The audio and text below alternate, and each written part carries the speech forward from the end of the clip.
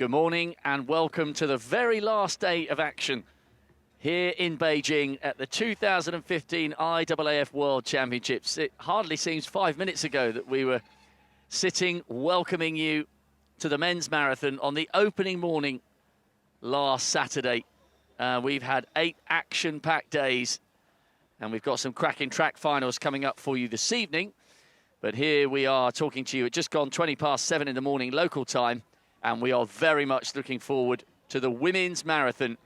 And then everyone will take a break and we'll return for the last of the track finals, the men's and women's 4x4, the women's 5,000 metres, men's 1,500. Some great finals to come tonight and a fascinating marathon here this morning. The usual array of world-class Ethiopians and Kenyans. And Edna Kipligat, the double world champion, going for a hat-trick here in Beijing. And there'll be many who want to stop her, but it would be quite some achievement. And actually, if you remember back to the women's marathon in Moscow, there's Chepkesho just warming up. The marathon in Moscow was one of the best races in Russia when a certain Italian, Valerie Streneo, hit the front after about 7 or 8K, took everybody apart with the exception of Edna Kipligan, and they had a duel in the sun in Moscow, which the Kenyan won, but only just. So if we get a race that's half as good here this morning as the one we enjoyed 2 years ago in Moscow, we're in for a treat. I'm Rob Walker, and alongside me, poised and ready for action. He's had his scrambled egg, he's had his pastries for breakfast. I'm joined once again by the irrepressible Steve Ovett. Thank you, Rob. Actually, it was a bowl of muesli. You got that wrong already, but let's hope your facts and figures are not as awry during the race itself. But the conditions here in Beijing at the moment, almost as good as you can get ready for the marathon running. The temperature's dropped considerably, although it may obviously heat up. There you go, just 21 degrees, partly cloudy. Perfect, really, for marathon running, which is a godsend for the women. Most of the walks previous to this had pretty intense conditions, really. But here in Beijing now, I would say that most of these women will be very, very happy with the temperature at the moment. It might creep up. It's still very early. What is it? It's only 7:30 here, local time. And you can think that maybe in another 2 hours or so, it might slightly increase, but hopefully it'll keep it at a reasonable sort of level. There's nearly 70 runners in this women's race. They're just about getting ready before the call-up. Most of these athletes have been down there for the last half hour or so, just checking their preparations before the 42 plus kilometers in front of them. Nice course. It goes past some of the most magnificent scenery in the city of Beijing. I always think marathon runners have the best of it, really. They have a free tour of the city, really. All they have to do is run around it, that's all. Whereas the poor walkers had to go up and down just outside the stadium. But the course for the marathon is absolutely superb. It goes past most of the major sites in the city, and we'll give you those as they go through. There's Kiprop, one of the very good teammates of Kipligat, just about to toe the line. Yeah, she's a decent athlete, won the Berlin half marathon earlier this year, was second in Tokyo. That was Sarah Klein. She's just giving a little wave to the camera. Sefe of Bahrain, another one of the expatriated Ethiopians. There's the fastest time in the world this year, Mar de Barber. She set that here in China, incidentally, so way back on the 3rd of January. Paula Radcliffe's world records and champion.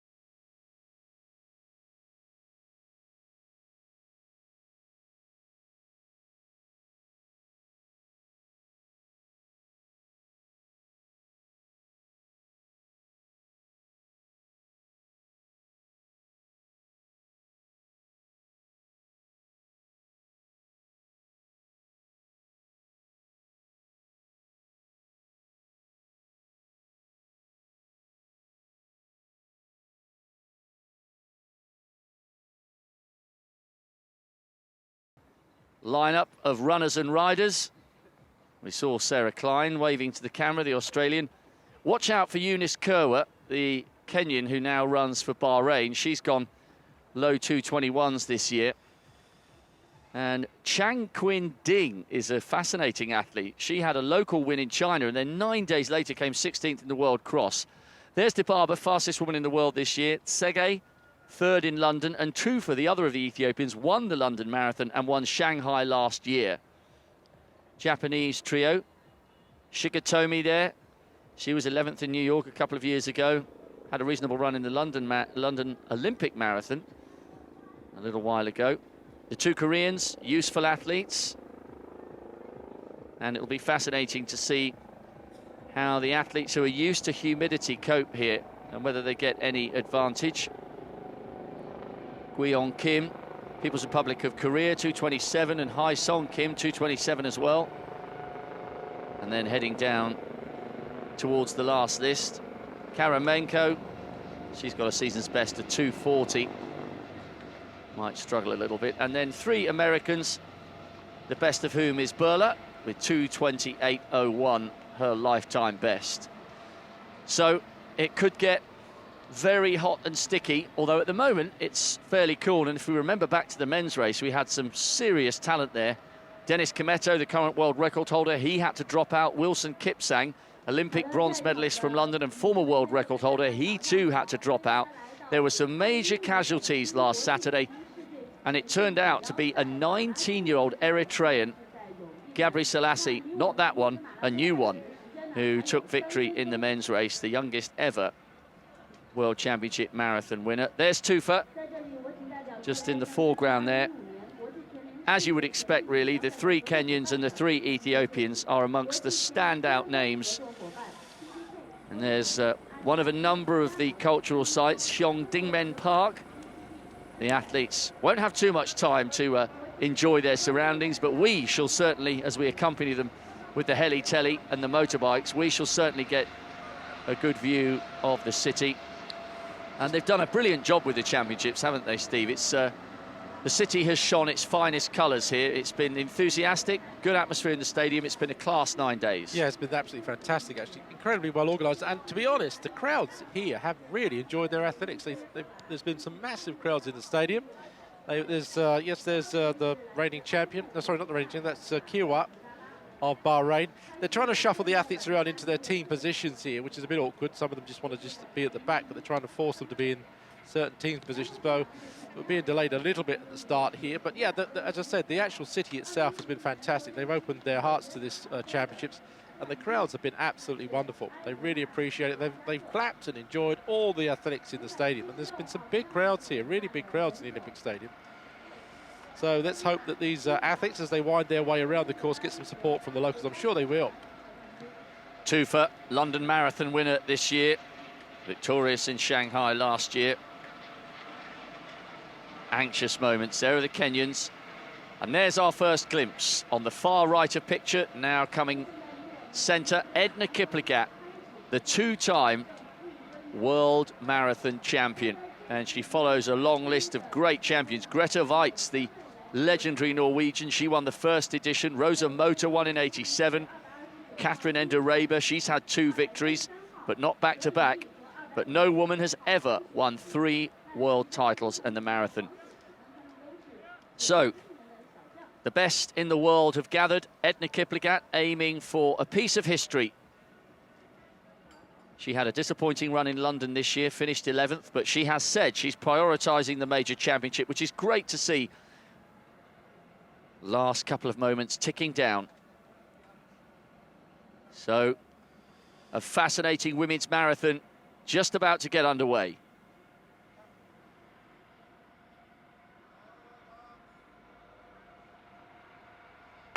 And here we go, the 2015 Women's World Championship Marathon is underway, and we shall be enthralled with all the twists and turns of drama, the role the humidity and heat will play towards the latter stages of the race. It's all still yet to unfold. The might of the East African rivals separated by that vast, glorious Rift Valley. The Kenyans against the Ethiopians, and some very useful athletes from China and Japan and Korea. And they certainly can't be discounted, even if their lifetime bests are some way short of their East African rivals, because the times may not be sparkling here, especially if it gets as warm as it did for the men's race last Saturday. So always a real tingle of anticipation when it comes to the big marathons.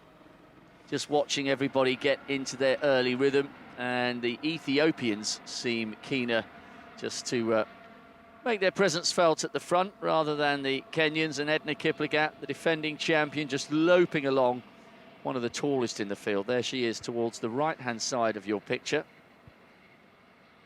One of the fascinating things about a World Championship marathon, as opposed to the city marathon, is the groups are so small. You get the gun going in a city marathon, and you look back, there's a whole, wave of humanity coming through. But here, look at that small group now in the women, just 60 or 70 runners, just finding their own little pattern now. You saw just at the beginning, they're all standing on the start line with their watches, and as we said in the walks and in the marathons, pace judgment obviously vital. And these are serious runners. Each one of these knows exactly what they're going to do in terms of pace judgment. And that's why at the moment they're just trundling along, taking this first part of the marathon as casually as they possibly can. There are some athletes in this that might even find the early pace difficult, but then they're here to represent their country. Each country at these World Championships gets a chance to send one athlete to participate in any event. And sometimes they take part in the marathon because obviously they haven't got the standards necessary to be part of the track. But marathon running obviously is open to everybody. Ait Salem just setting the early pace for Algeria. Well, she's not a bad performer actually. She's the Algerian record holder on the track really, 3,005 and 10. And obviously one of their marathon runners too. She's moved up to the marathon, very successful. That ninth at the Olympics back in 2008. So she's a reasonable competitor, 36 years of age now. So she's experienced, Rob. And I think that for her, the idea is just to get up front as long as she can and just keep the pace going. Well, the other interesting thing about her, you've mentioned she ran well in Beijing in 2008. She also performed well in Osaka in 2007. It seems such a long time ago now. So she knows she can perform in ridiculously hot conditions. Yeah. Osaka 07 was about as hot as I can ever remember a major championship. Yeah, it was ridiculous. I mean, I remember that because going from the stadium to the bus to take you back to the hotel, it was literally just the sun was just beating down, and you just felt that it was impossible just to sort of walk that 200 metres, let alone run a marathon in the conditions. So yeah, that was almost unbelievable. PB of 2:25, and she's feeling good enough to just poke her nose out front ahead of the big chase group. And we had a couple of athletes. If you remember, God, it does seem such a long time ago now. It's ridiculous. It's only last Saturday. But Batochia, the Mongolian, he set the early pace in the men's marathon last Saturday off the back of some decent form. So one or two athletes not afraid to have a crack off the front. Sarah Klein of Australia, there's the two of the Australian marathon runners just talking to each other, taking it easy there in their own pace at the back of that main field. So for them, it's just a case of just taking it easy, seeing how they go for the first part of the marathon, and then just they've got any left coming through when maybe the others are starting to fade a bit at the front. In fact, if I remember correctly, in the men's race, we had a fun runner leading it for about the first 5K. That's right. Yes, there was a mass participation race, wasn't there? Just tagged onto the back of the main event. Liuk from Estonia. She's got a best of 2:40. Yeah, the fun runner was he was quite amusing really, because he was probably trying to set a lifetime PB for 5K. He soon got tired, and no move yet, no interest in this pace just at the moment from Edna Kipligat. She's just buried in the pack. But an interesting early dynamic here, and I'm sure you remember that great race well in Moscow between Edna Kipligat and Valerie Straneo, and well, it was just one of the great major championship marathons. Total contrast, of course, as you've already indicated, Steve, to the pacemakers and the sort of clinical element to the big city marathons. The championship, the times are almost irrelevant. It is about the gold, silver, and bronze, and it was just a classic duel 2 years ago. We were very, very lucky to to witness that, and hopefully it'll be half as good this time round. Well, the big city marathons are out for fast times. It's quite simple as that. They depend upon being successful because of the faster times. Whereas if you get to a championship race, and it's the same on the track, most of the runners that get fantastic times in the Diamond Leagues throughout the beginning of the season and the middle of the season, they sometimes come to a championship event and then fall foul of the simple fact that there's no pacemaking. They're not used to running slow and then having to kick, or they're not used to running a different rhythm. And sometimes some of the big favourites, the fastest in the world, coming to these championships, get knocked out in the heats, and we were surprised. But I don't see why we're surprised, because sometimes tactical running is totally different from all-out blasting, which some of these races do, and including the big city marathons. They're all-out blasts. In fact, you get people with pacemaking intentions holding placards saying they're going to run it at, I don't know, 2:30, or they're going to run at 2:15, and that's the people you chase. You chase a target rather than chasing people.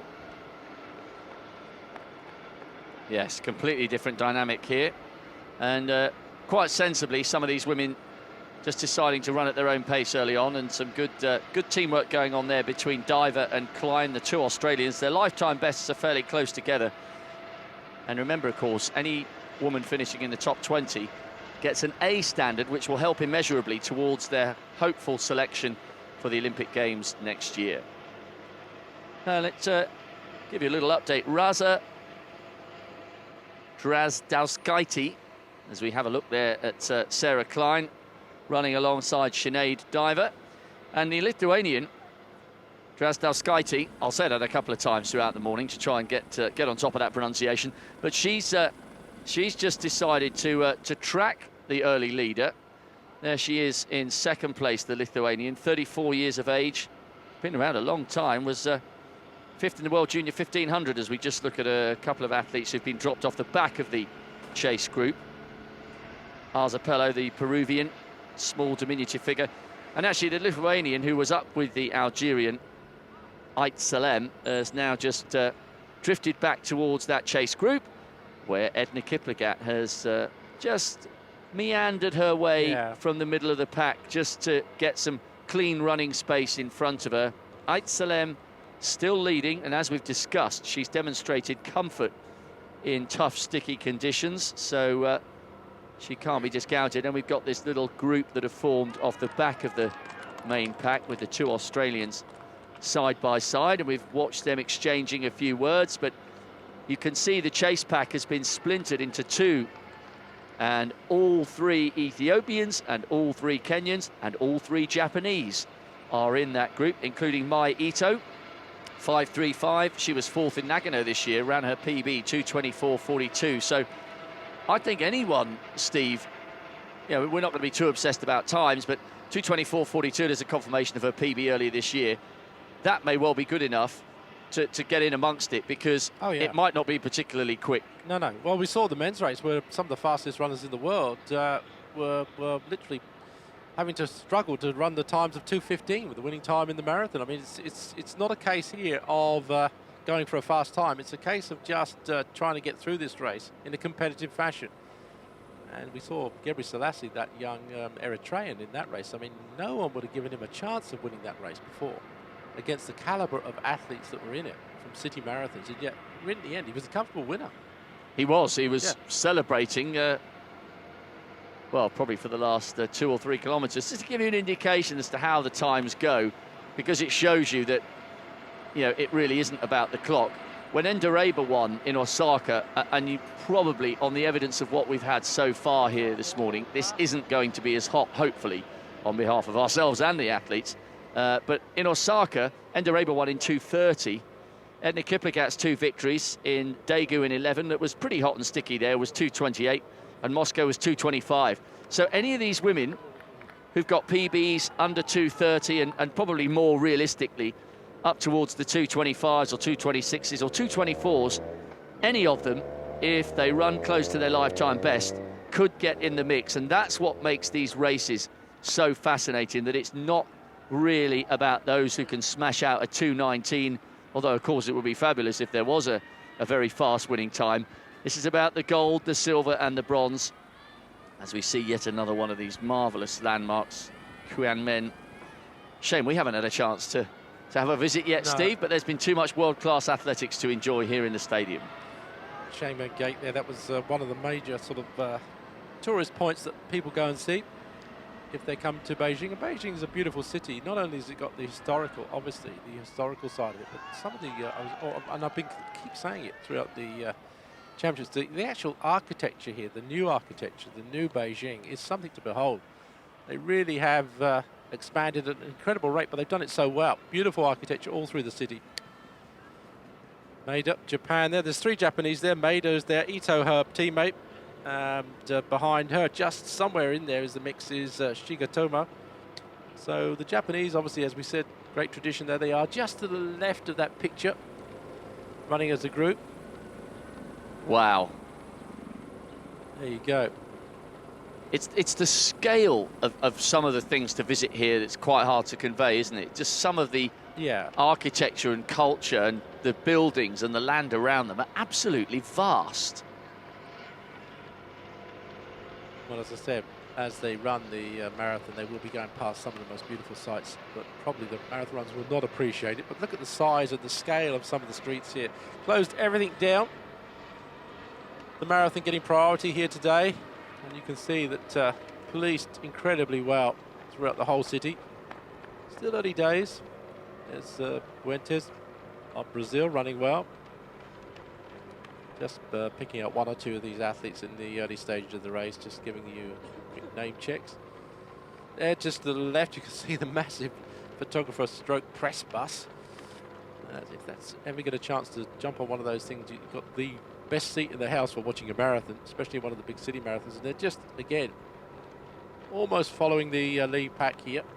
Have you? I was going to ask you, have you ever had a chance to follow a big race in one of those? I've always either been by the side of the course or in the commentary box. It looks like it would be an amazing perspective from which to witness the race. Yeah, I think it would be fantastic. Never had the chance, no, but I mean, usually I'm doing what I'm doing now, which is sitting in front of the TV watching it like everybody else back at home. But yeah, if you're doing it, you can see there it is, the red bus on the side there.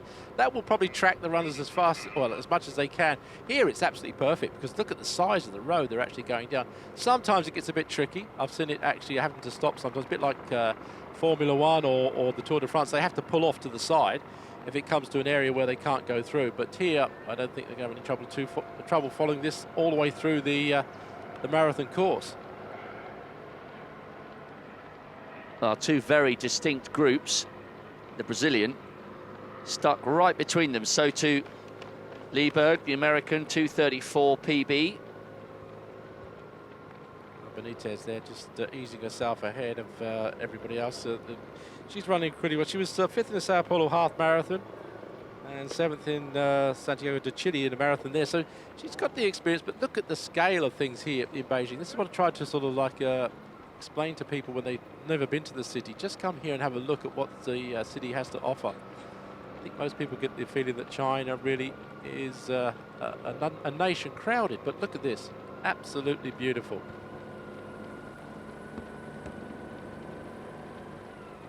The scale of it all, really. Tiananmen Square, and then in the background, I think that's the Forbidden City up there. And that really is worth half a day of your time. I had the opportunity to have a look around there on a previous visit to Beijing. It's absolutely breathtaking when you get up close and have a wander around with a couple of hours to spare. And of course, Beijing will be hosting the Winter Olympics in 2022. A split site, I think. Some of the events will be happening up in the mountainous region, 150 k's away, and some of it will be hosted here in Beijing. I think they'll be the first city to host a winter and a that's amazing. Summer Games. Well, the other thing is and it is quite amazing, is that, and I think emphasising that fact, because you just said it's the Winter Games. I mean, you think that it will be hilly here in Beijing, but look at that. This course is as flat as you can get. The actual plain below the mountain region is incredibly flat, and that's going to be a major benefit for these marathon runners. They won't find any major inclines at all on this course. So quite interesting dynamic here. We've got 2 very distinct groups at the front, and we were watching Benitez, the Brazilian. There she is, just isolated at the back there, back right-hand side, with Lieberg just in front of her, and the American and the Brazilian are in no man's land between 2 totally distinct very tightly packed groups. Here are the leaders with Edna Kipligat just running on the right-hand side. This is Lieberg trying to bridge that gap between the two groups. And even though you don't get the same benefit in a group as you would do in a cycling context where you're tucking in, there is an advantage to just being in touch, isn't there? Yeah, I think so. I mean, it is a comforting fact that you're still with a main group and that you're running comfortably. But then you've got to run at your own rhythm. I said this yesterday. Marathon runners and walkers, they've got the optimum gait, as it were, I would say, that they have to run at for their own stature, for their own leg length, for their own stride pattern, everything. And if you're not running at that, you're running at someone else's. That's the way I look at it. So if you're in a group, you might not be running at your optimum, but someone is. And I think sometimes it's better to just drop off of a pace or be in front of a pace and just run at your normal relaxed rhythm.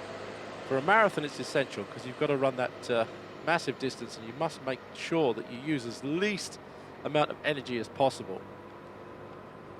Yeah, well, maybe Lieberg's actually quite happy running on her own, having space around her, but just quite an unusual dynamic there with two such distinct groups. There is Edna Kipligat, second in Tokyo earlier this year with that PB of 2:24, so we know she's quite comfortable in the Asian conditions.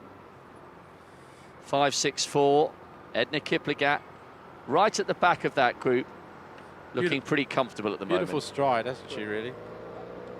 And I think that's Ito, the Japanese athlete there. They've got, as I said, all three in this group. No problems. Ito's on this side, and I think her compatriots on the other side. There they are on the far. Nice colours, the Japanese team. That fluoro red, we could pick up that pretty easily on the track, and we can certainly pick it up very easily in this group. It's made the identification at the early stages of the 10,000s quite easy, hasn't it? We've liked the Japanese outfits. Well, Hae-Young Kim of the People's Republic of Korea. So really going for it there. She's striding out well. Part of the gates of the Forbidden City, I think, just on the backdrop there. There's the camera that we will follow, obviously. Just to the left of the picture, that's the main camera that we'll see at the head of the pack. There it is, obviously panning in. And then we've got the motorbikes following the different groups. So it's been really good coverage here of the World Championships. 17:51, so around at just inside 2:31 pace there. So that's pretty much what you would have expected for the early stages. Nobody's doing anything too outrageous, and although it's nice and cool at the moment, and there's a reason, it's a little bit hazy at the moment, so it's not as warm as it has been at 7:45 in the morning on some of the other days of the championship, but I think that's quite a sensible pace for the early stages. Nothing too savage, one or two people dropping off the back, plenty of time yet to crank it up and watch the group being whittled down. Long way to go. Sergei there, the Ethiopian, who was third in London this year, so obviously one of the big names to watch out for. And you're right, Rob, this is early stages. They're just surging a little bit now and again, just stretching their legs. Here we go. Just as I say, she obviously realised she's coming into one of the feeding stations here, just getting herself clear, making sure that she gets her own particular, one or two of them dropping their fluids there, as they rushed in a bit too much, so I hope they can take it on board. Temperature's good though, probably around about, still only around about 22, 23. It's a bit sticky, humidity probably a little bit higher than normal, but not much sweating going on, which is good, I think. At the moment, it's early stages, just 5K, but not too bad at all. Well, we're getting a little reminder here of what's on offer around the city for those who have an opportunity to visit. People sometimes wonder if athletes take a holiday after a championship and have a look around, but usually the airport on the Monday morning and Monday lunchtime is a scene of absolute carnage. So any sightseeing the athletes are doing will probably have been done by those who've had the opportunity to finish their events earlier on in the championship. Well, I'm just showing you there some of the fantastic new architectural structures in the city itself. I mean, we're seeing the old Beijing. This is the new Beijing they're showing off there, and it was beautiful. Well, that group still tucked nicely together of about 12 or so of the women in the marathon. There we are, there's the lead list. Ito, but then only a second or so between her and the rest of the other athletes. So, early days. And interesting, Steve, all the Kenyans are there, all the Ethiopians are there, and so too the Japanese, who are just making their presence felt at the front there. 5.35. Maya Ito, Maeda and Shigetomo. This is the very useful Spaniard, Alessandra Aguirre, 5th in European Championships in 2010 and 5th in Moscow. She had a really good run there. And Sefe, another one of the expatriated East Africans, she's gone 2:35 this year. So I think Aguirre is definitely one to keep your eye on, although she doesn't have as eye-catching a PB as some of the rest with 2:27. She's a really good major championship performer, the Spaniard, and she's not afraid to run at her own pace and come through late. So we'll try and keep our eye out for Aguirre and see where she can finish or get in amongst it towards the back end or second half of the race. This is a major road in the city, and you can see it stretching out almost into the distance here. This is Ding, one of the Chinese athletes. As I said, the main problem with this course is, if it is a problem, is it's so flat and so straight that it's almost mind-blowing. It just goes on and on for the first almost 15k, really. And the athletes, it's a bit like running on a treadmill. You don't really see that you're actually making any inroads into the distance, but you are really. There you see it's flat, straight road. It really is. No twists and turns and nothing to distract you from the fact you've just got to keep your rhythm going. 5.76. Jemima Sungong, 2nd in Chicago, 2nd in New York last year. Won Rotterdam a couple of years ago. She's got a really good PB, 2:20, and she's gone under 69 minutes for the half marathon. Not one of the biggest names as far as the Kenyans are concerned, but they've had quite an interesting team selection. I mean, they've obviously got an embarrassment of riches in terms of the calibre they can choose from. And we should also mention one of the few Europeans. We've touched on the Lithuanian, Drazdauskaita, who's up in that lead group, but so too the Russian, Alina Proclapa, 2nd in the World Student Games half marathon. She's just at the back of that group. That's Yangambo of Namibia. She was just leading that group of chasers, and the Sri Lankan, she's got a best of 2:40.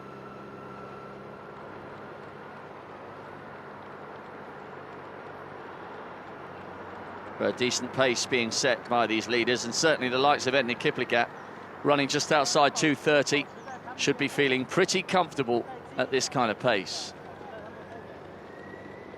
That's a great shot, really, from I think it must be from one of the city buildings there of the field, and you can see they're spread out quite significantly after the first, what is it, almost 7k or so.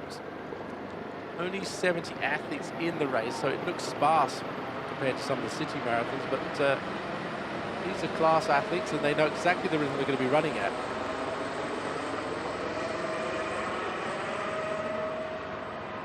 At the moment, the Japanese marathon contingent are moving to the 4.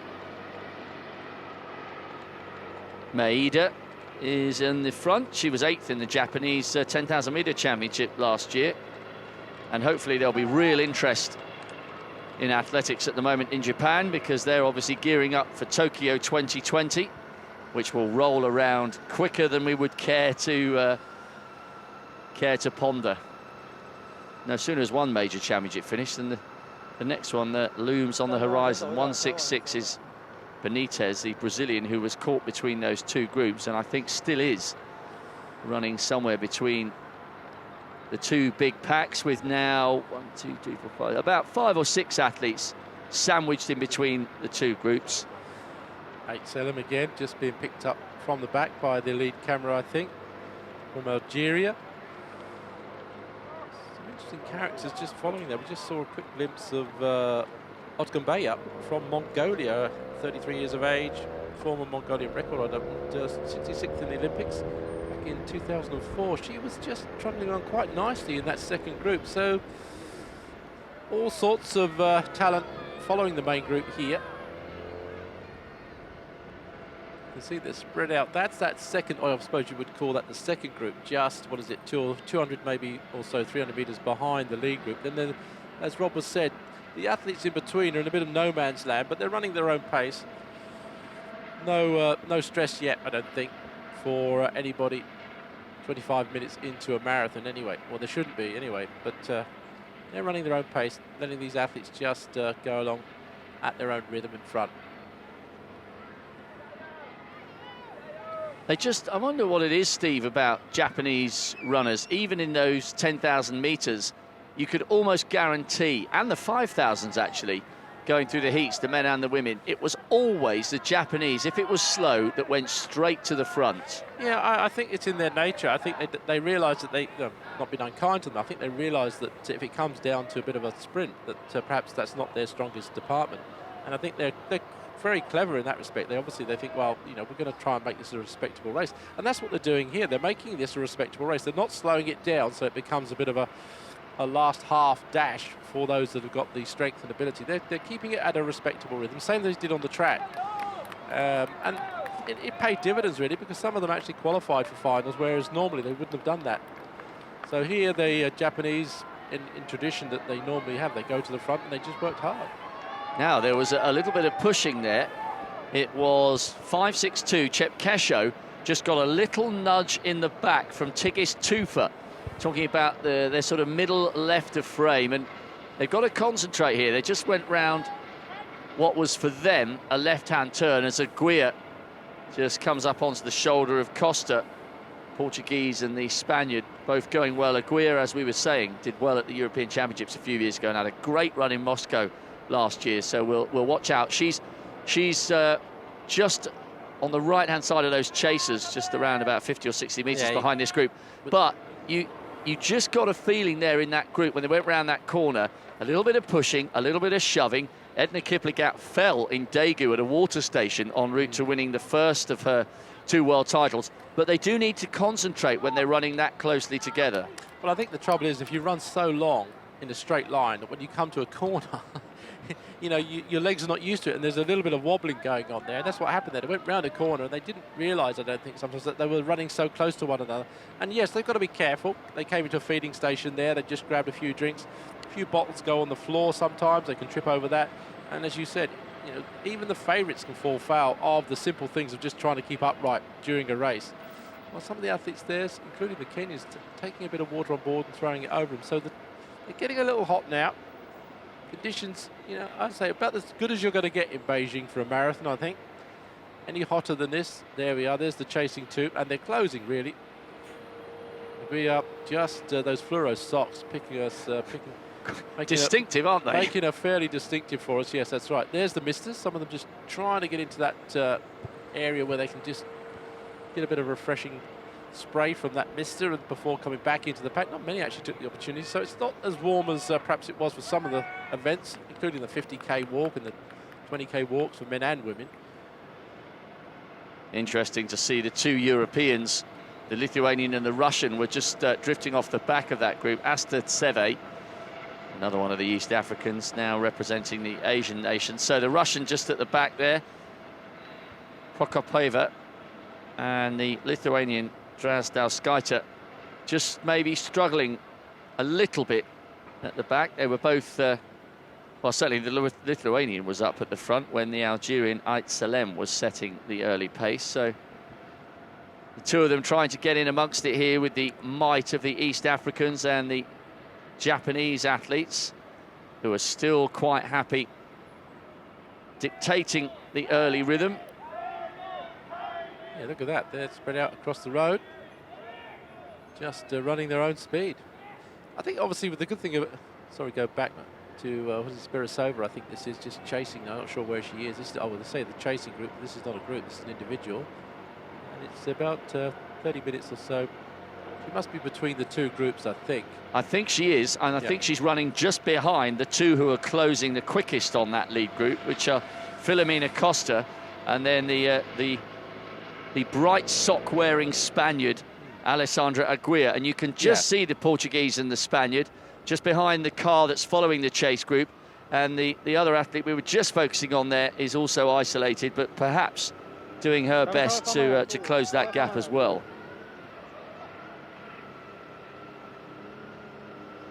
The crowd started to pick up a bit here. Sunday morning. As I said before, they have really come out and enjoyed these World Championships. There we go, here we are. There's Costa and Aguilera. They are just chasing, and I think they're actually closing maybe on that lead group, which is good. Local director focusing in on Lin He. She's run 20 marathons, I think. So she's a real experienced marathon runner, really, as we know, and she was trying to look through her CV, as it were. She was 6th at the Asian Games. So one of the top Chinese athletes, really, maybe finding this pace pretty comfortable at the moment, as most of them would do, really. I think the likeliest Chinese athlete to feature in the top 20 is Kipligat, just now out of shot, motioned to one of her compatriots there. She wanted to move out towards the left-hand side of the road. Chang Qin Ding should, in theory, be the top finishing Chinese athlete. As Kipligat has indeed moved out to the left, 5.64. Ding was 16th in the World Cross in Guiyang here in China back in March and had a really good run. As Aguirre just starts to move away from Costa, she's much quicker than her on paper, and I think Aguirre definitely wants to get on the back of this lead group. There they are. 7.34, that's Proclapa of Russia. She's got a personal best of 2:29, so she's comfortable at this pace. 5th in Hamburg, the Russian, so she's literally at the back of that lead group, but looking very comfortably. And here's say Aguilera. Yeah, I think, Rob, you mentioned she is one to watch. She knows her own pace. She's got a heavily strapped knee, though. That's the only worry. But maybe she started off fairly sort of like easily just to get herself into it, and now she's moving through. She's almost there, isn't she? Yeah, she's almost done it up. as they've gone past the 9K mark. I think the Spaniard has managed to bridge that gap.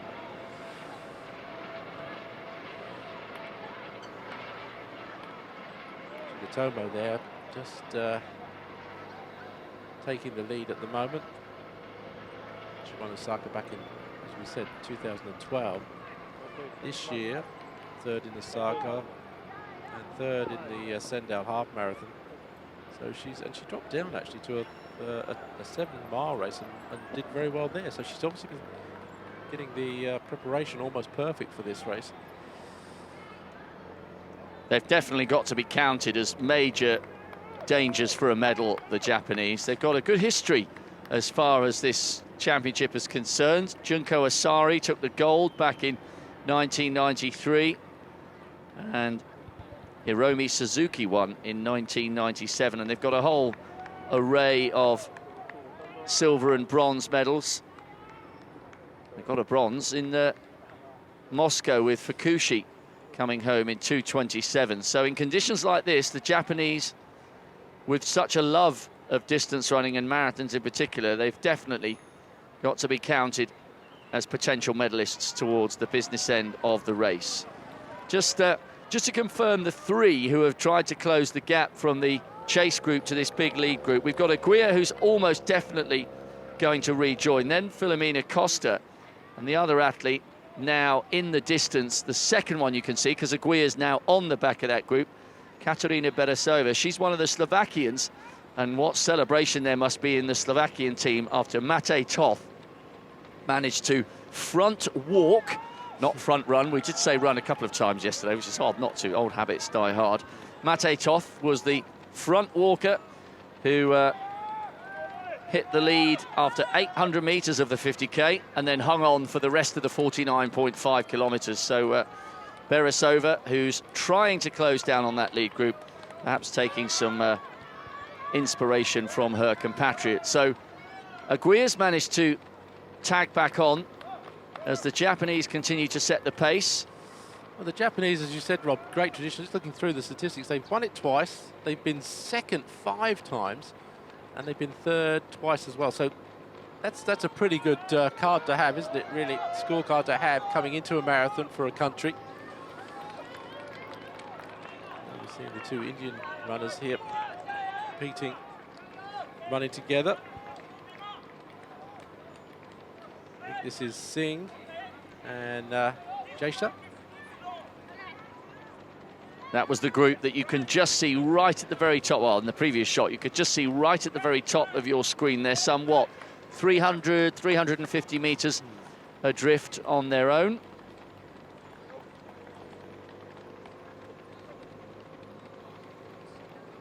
They're determined to keep this ticking along, the Japanese athletes. We'll be getting the 10K split shortly. There you go, as you say it, Rob. Perfect. 35-32. Yeah, so they're still 35-32, just working that out. It's still around about 2:30, just over, so it's fairly sensible. Yeah, anybody's race at the moment. Yep, it is.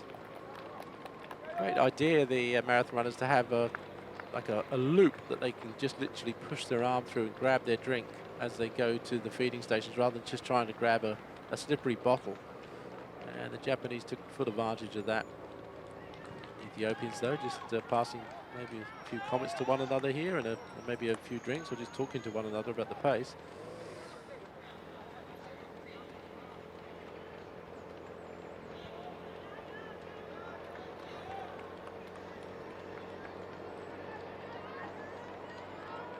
Yeah, drinks being passed around here by the teams, just making sure that fluid intake is still important. Although I keep saying it's still relatively cool. It is 23, 24 degrees, so they must keep the fluids in.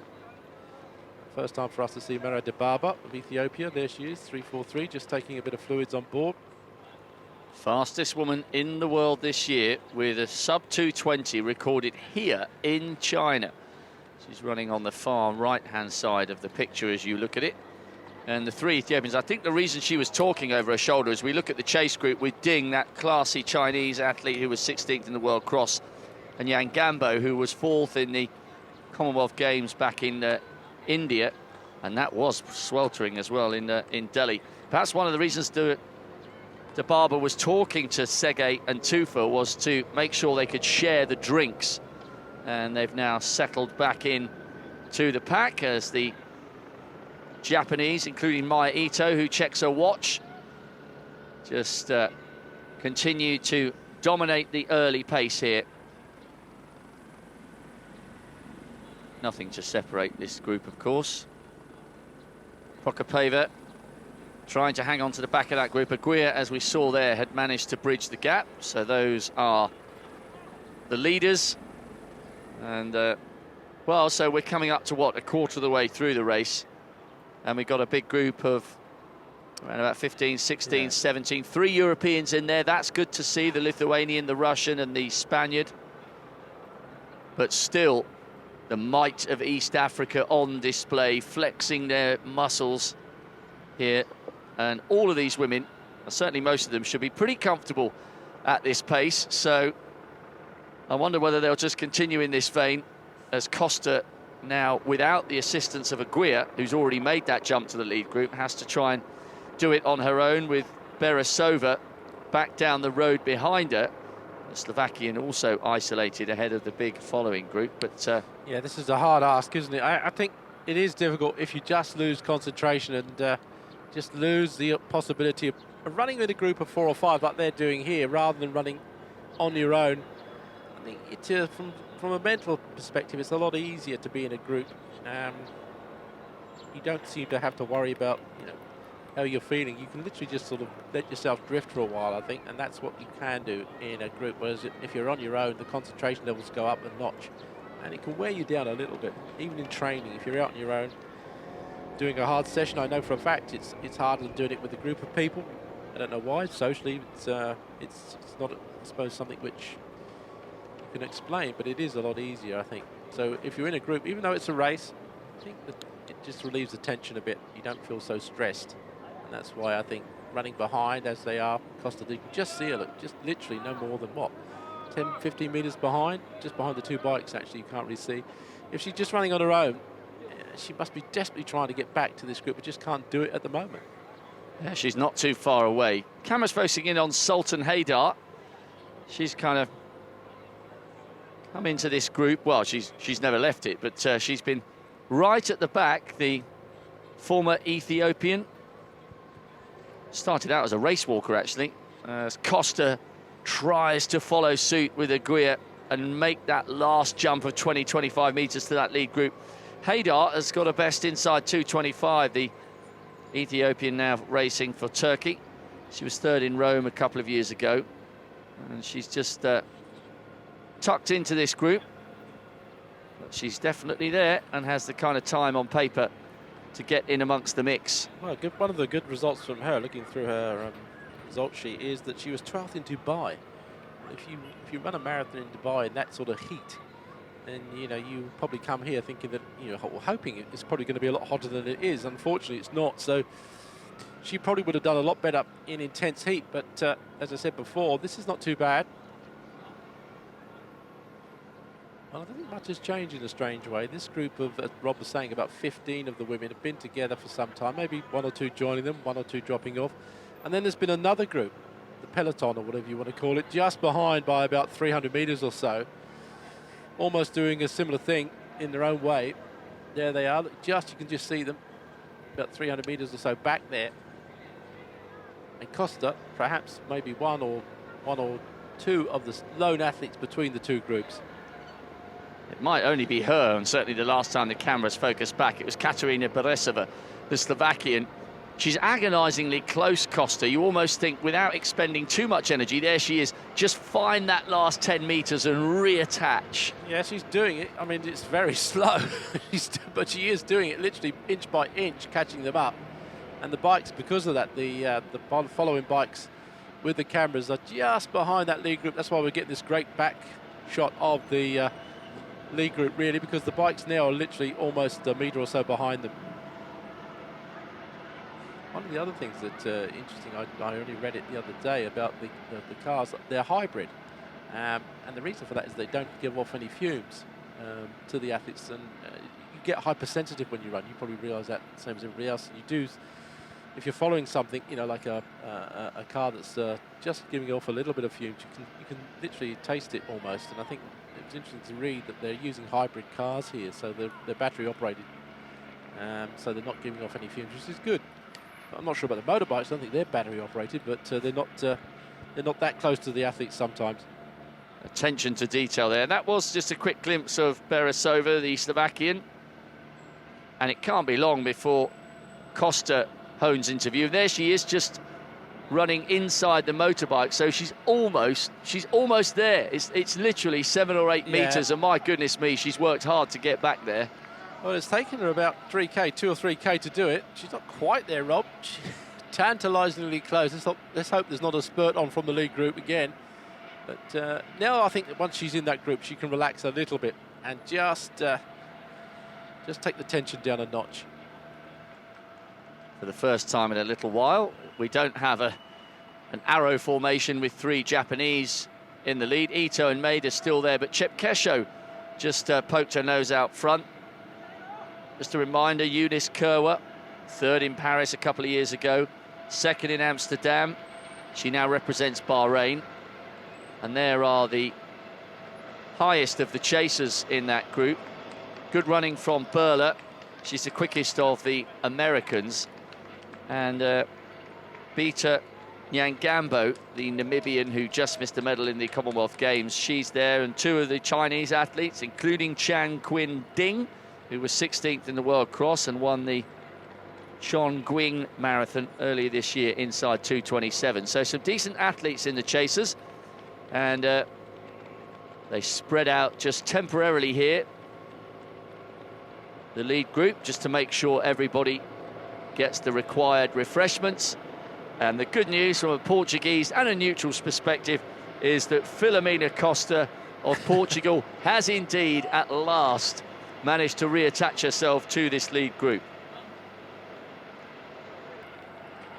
Just off the back there. I thought I could see her getting a sponge right up there, but she's still got 2 meters to go. But she's right behind Edna Kipligat. And this woman really is in no man's land. Katharina Paresseva, PB of 2:36, so she's probably running inside that pace at the moment. And, well, so we've seen Aguirre reattach. We've seen Costa just about get there, 1 or 2 meters to go. Can the Slovakian also manage to make that jump? She's got a long way to claw back if she's going to get there. Good to see Berla running well. She suffered from a cancer scare back in 2010 where she lost part of a hamstring of her leg, and there was worries there that it was going to spread, but she's actually in full recovery from that, and it's great to see her back running at this sort of level. We tend to think that athletes are superhuman, that they don't get ill, but we saw that, didn't we, in Aries Merit in the hurdles. Yes, he's on his way back to have a kidney transplant, so good luck to him. And I know some other athletes, one of the athletes who used to run against Steve Scott had a similar cancer scare, and he's hopefully now fully recovered. And yeah, we are human, and you do have to go through these things sometimes, but it's great to see when you come back and take part again in a competition, so good luck to Berla in this. Well, look at the red vest here, confusing, isn't it, if you didn't have the names on really, but they're wearing their team kit, and we sometimes think that sometimes the team kit's getting a bit confusing. I'm only being sort of selfish here as a commentator. It is sometimes difficult, but it's been a great innovation to have the names put on the front of the athletes' bibs now, or numbers. Used to be the case of just having numbers back and front, and to be honest, it's very difficult if you're doing commentary to quickly look down and look up again. By the time you do that, sometimes the race is over in a sprint, and particularly in a middle distance race, a move can be made and you've missed it. So it's great that the International Athletic Federation are deciding to make these changes, and it's good for people back at home because you can actually see who they are by just looking at the names. It's good.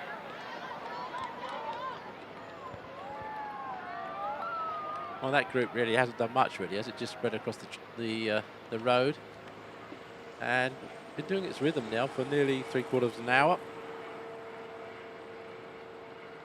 4 Europeans now there.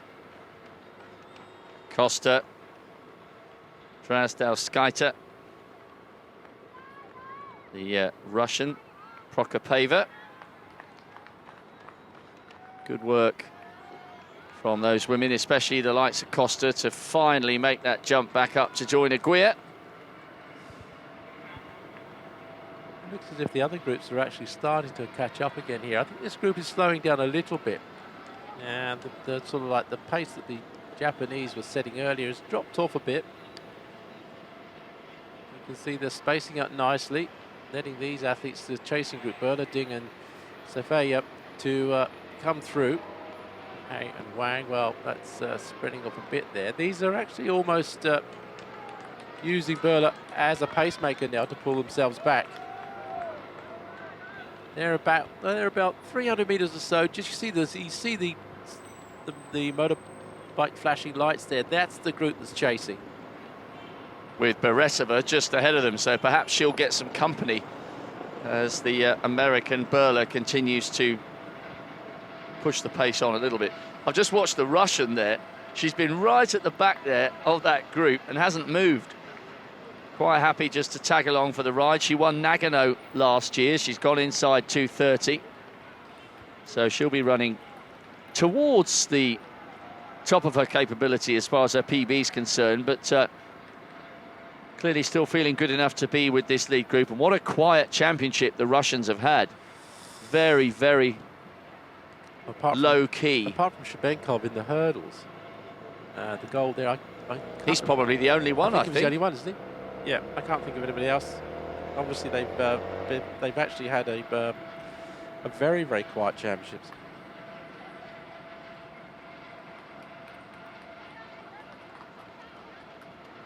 Shigatomo, winner of Osaka a couple of years ago. She was 78th in the Olympics in London. Once again, deciding to hit the front as Paresseva, the Slovakian, still on her own, and perhaps that chase group behind her with the 3 Chinese athletes and Berla, the American, perhaps they will begin to close. You can see, as Steve was saying, the flashing motorbike is now just out of shot. The Slovakian doing her best.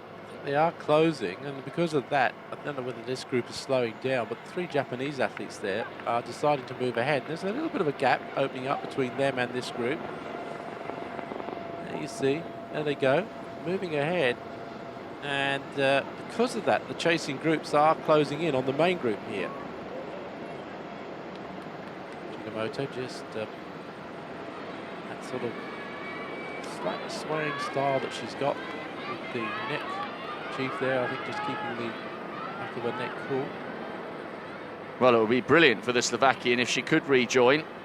She's been on her own for even longer than Costa and Aguirre, but she's still got a long way to go. Just watched the 3 Japanese. They've got company up there. Hai Song Kim from the People's Republic of Korea in the kind of distinctive royal blue vest. There she is, second from the left-hand side. Runs with that incredibly low arm action. Hardly moves her arms up at all. She won Pyeongchang earlier this year.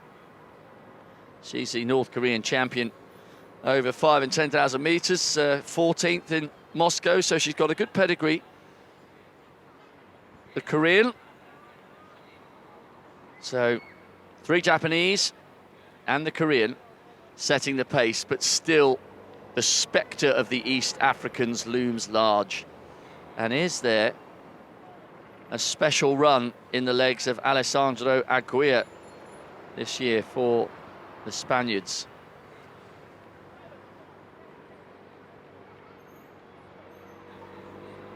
Well, it's amazing how the time ticks away. We're not too far off getting an hour on the board, and surely this large group can't stay together all the way up to 30, 35k. They could do, I guess, but you suspect once we get towards the second half of the race, the class acts, the likes of Hella Kiprop, second in Tokyo this year, will begin to start thinking about winding it up a little bit.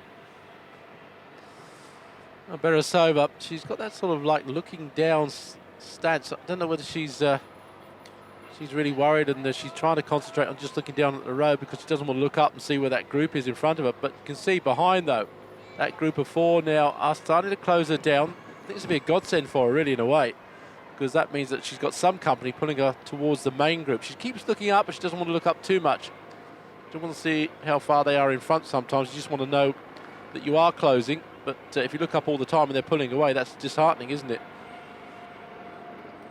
Yes, she's not making the same inroads into the lead group as Costa and Aguirre did. The crowd's starting to come out now, taking their photographs as the women wind their way through the city. Very green city, actually, Beijing. Surprisingly so. It's got so many parks and so many trees throughout the whole of the city. Yeah, it's not what you expect when you arrive, is it? And actually, they've got quite good cycle lanes. I know that there's some motorised sort of scooters, if you like, but as far as running's concerned in this city, it's quite good. You've got plenty of space. You're not having to traffic dodge as you would be in some major cities elsewhere in the world. It's just the heat. Well, you came back from one run, Rob, and suffering badly, I must say. I had to go for a lie down. I was so hot. Well, let's hope these women don't suffer in the same way. There's the 15k time, 53.20. Pretty consistent, to be honest. Just around about mid 2:30, just creeping up to 2:31. It's been sensible and it's been comfortable, and that means we should, in theory, touch wood, get a very interesting second half of the race, because a lot of the women, especially the Ethiopians and the Kenyans in this group, are currently on times alone running well within themselves. Well, having said that, though, the winning time of the men's marathon was at 2:15. I think it was 2:15 something like that. And that would mean that you know, most of those men were way over their personal best. Yes, it wasn't quick. No, 2:12. Sorry, 2:12 it was. Yeah, and the winner and second place 2:13, and another one 2:13.30. Yeah, so they were running way below their, you know, their threshold, really, or way above it, I should say, in terms of time. Well, and we should make the point, if we're talking about the times, Gabriel Selassie, the Eritrean, the teenager, 2:12.28, a time that was almost, not quite, almost 10 minutes slower than Dennis Kimeto's PB, which happens to be the world record, and he couldn't even make it to the finish. So it showed you last Saturday that it isn't about the times. Arguably, from memory, Steve, we've seen so much athletics since last Saturday and now. I think it's cooler at this time today than it was during the men's marathon. I remember it being very, very warm last Saturday, hotter than it is now. Yeah, no, it was, because, I mean, we had, I don't know, but you can't see back at home, but we've got a makeshift sunshade here in the stadium. But I remember during the men's marathon, we had to duck underneath that because it was so hot, almost all the way through the race. Yes, so this is better. Good run this from Serena Burler.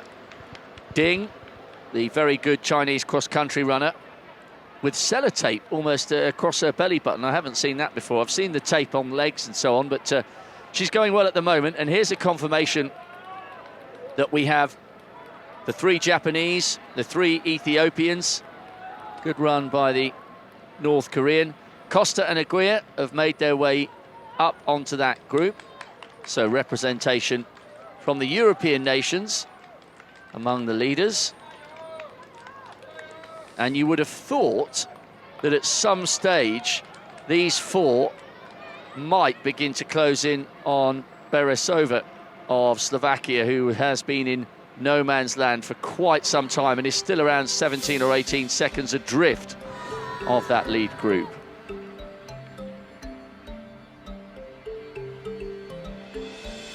Another glimpse as to the sights and the sounds and the culture available in this ancient, proud city.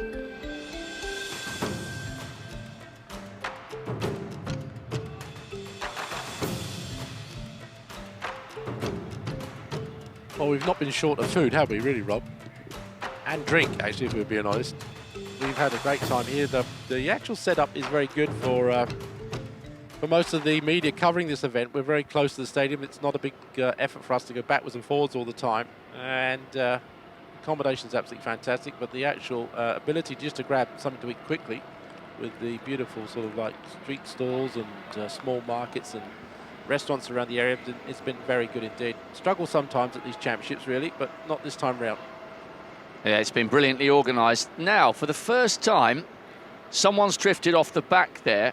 I think, I can't be certain because we haven't had a close-up as we watch 5.62. That's Jep Kesho coming up onto the shoulder of the North Korean Hae Song Kim. I think Eunice Kerwa, who sounds Kenyan and is, but now represents Bahrain, I think she has just begun to be dropped by this group. When we get a slightly elevated position, you'll see it could be something of nothing. Yeah. She may have gone for a drink, but for the first time, we've seen an athlete come off the back. She's the 8th fastest in the world this year. She's got a PB in the 2:21s. There right. She is in the top of picture. I just wonder whether she's running into some problems. Yes, it is difficult to tell from here, but I think that is the Bahrainian who's now gone off the back. More importantly, though, I think this group now is actually closing, and they've gone past, and I think now are moving ahead towards chasing that main group down. Paresseva, I think it was, just back there, maybe they passed. Okay, so it is one of the Bahrainians. It may be Sefe rather than Kerwa.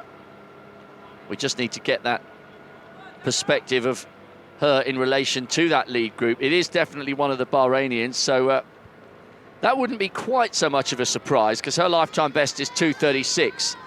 So we have got our first casualty from this lead group. But as you said, Steve, if Berla, the American, and Ding from China manage to keep going as they are, and they're in the distance with the flashing lights on the motorbike, maybe the ranks will be swelled here in this lead group. But at some stage, someone is going to have to just start beginning to wind this up a little bit as we head towards the hour mark of the race. Just thinking beyond that second group, there doesn't seem to be much beyond that group. In other words, there's not another chasing group by the looks of it. So that if this main group stays as it is, and maybe the only other sort of contingent, these 4 here, get up to them, then at the halfway point, most of the big names will be there, really. Oh, you've got to give it to Berla. I think she's been doing all the main work there at the front of that group of 4 to close the gap. And actually, I was watching in the distance, Steve. I think Paresseva, the Slovakian, was swept aside by that group. I think they caught her and went past her, so that's disappointing for the Slovakian. But good running by the American and the Chinese. It'll certainly give the crowd reason to get involved and cheer. And speaking of that, what a moment it's going to be in the stadium tonight when the men's 4x1 presentation is made. There's a little guest runner there. Just got his jacket off and running in the back of shot alongside the Bahrainian. I'm sure she really appreciated that. Chinese men, silver in the 4x1, finished in 3rd. The Americans were disqualified, that nightmare changeover with Mike Rogers on the anchor leg. But I've rarely heard noise like it as we experienced in the stadium last night when the Chinese quartet were celebrating. First of all, they were on the podium, and then suddenly the news came the Americans were out and bronze became silver. The noise was incredible, and the Chinese will create some atmosphere for them tonight on their medal presentation. Yeah, it was a staggering performance from China in that relay. I mean, they beat Canada. I mean, Canada, one of the favourites there to get a medal easily, and the Chinese were in front of them, you know, by right after the finish. And then, as you say, Rob, the disqualification of that tragic American team really led them now to grab the silver medal. And, well, the crowd just, I don't think the crowd could actually believe it. They just did not stop clapping. No one moved, did they? No one went home. They stood there. Everybody stayed in the stadium for hours after the event almost. It was brilliant, especially when you bear in mind they had to set an Asian record just to get into the final. But as we said last night, it showed you, apart from Su, who is a Chinese superstar, broken 10 seconds this season, made the final of the individual 100 metres. Apart from him, they were a quartet of slick changeovers rather than individual stars, and it's the sum of the total rather than the individual excellence that counts in the relay, and they were a perfect demonstration of that. Yeah, it was a great run. And then quickly going back to the marathon, you're just seeing there some of the bike riders just in the far side of the shot there, obviously giving some encouragement to their team members. They realised where they're going to have to be in order to shout at them, and just shows you the pace though that they're actually running at. Difficult to see that sometimes in television. You think they're just jogging along, but they really are running fast. Odula, who was in that group, is suffering badly now and coming out the back fairly quickly. Oh, look at this. This is almost a little running train going on here. Burla, Ding, Wang just coming through now. I think maybe to catch up that lead group. They're about, just see them behind. They're about 150 metres behind, closing all the time. Yeah, good work by the American. It's almost like a mini fartlek session going on between the four of them, trying to close the gap and sustain their rhythm. Well, you can see it's not an easy job to close the roads down here in Beijing, you can imagine, and they've done a great job. The city must be coming to a standstill because you can see not only is the road on this side closed, but the road on the other side is closed as well. And that's been used by some of the coaches and maybe some of the friends of the athletes to follow them over the part of the bridge here. That was a Spanish flag being waved there for the benefit of Alessandra Aguirre, who is right now up behind Chepkesho. Dula is 10 seconds off that group now. Yeah, she's dropping back, I think, so she's going to lose ground. There she is. And you can see, though, the other group, though, chasing, they're coming a bit closer to the curb. They're coming around a bit more of a straight line. Burla just moving them through. And is that a little gap developing with one of the other athletes just beginning to come off the back? 2 or 3 metres opening up. We need to get a closer glimpse to confirm exactly who that is as we look at Dula. And on the right-hand side, well, Serena Burla is doing a cracking job, and she's dragging the Chinese back into the mix. Chang Qing Ding. And also Wang running well. She was 26th in Daegu, Yin Wang. She is the second best of the Chinese competitors.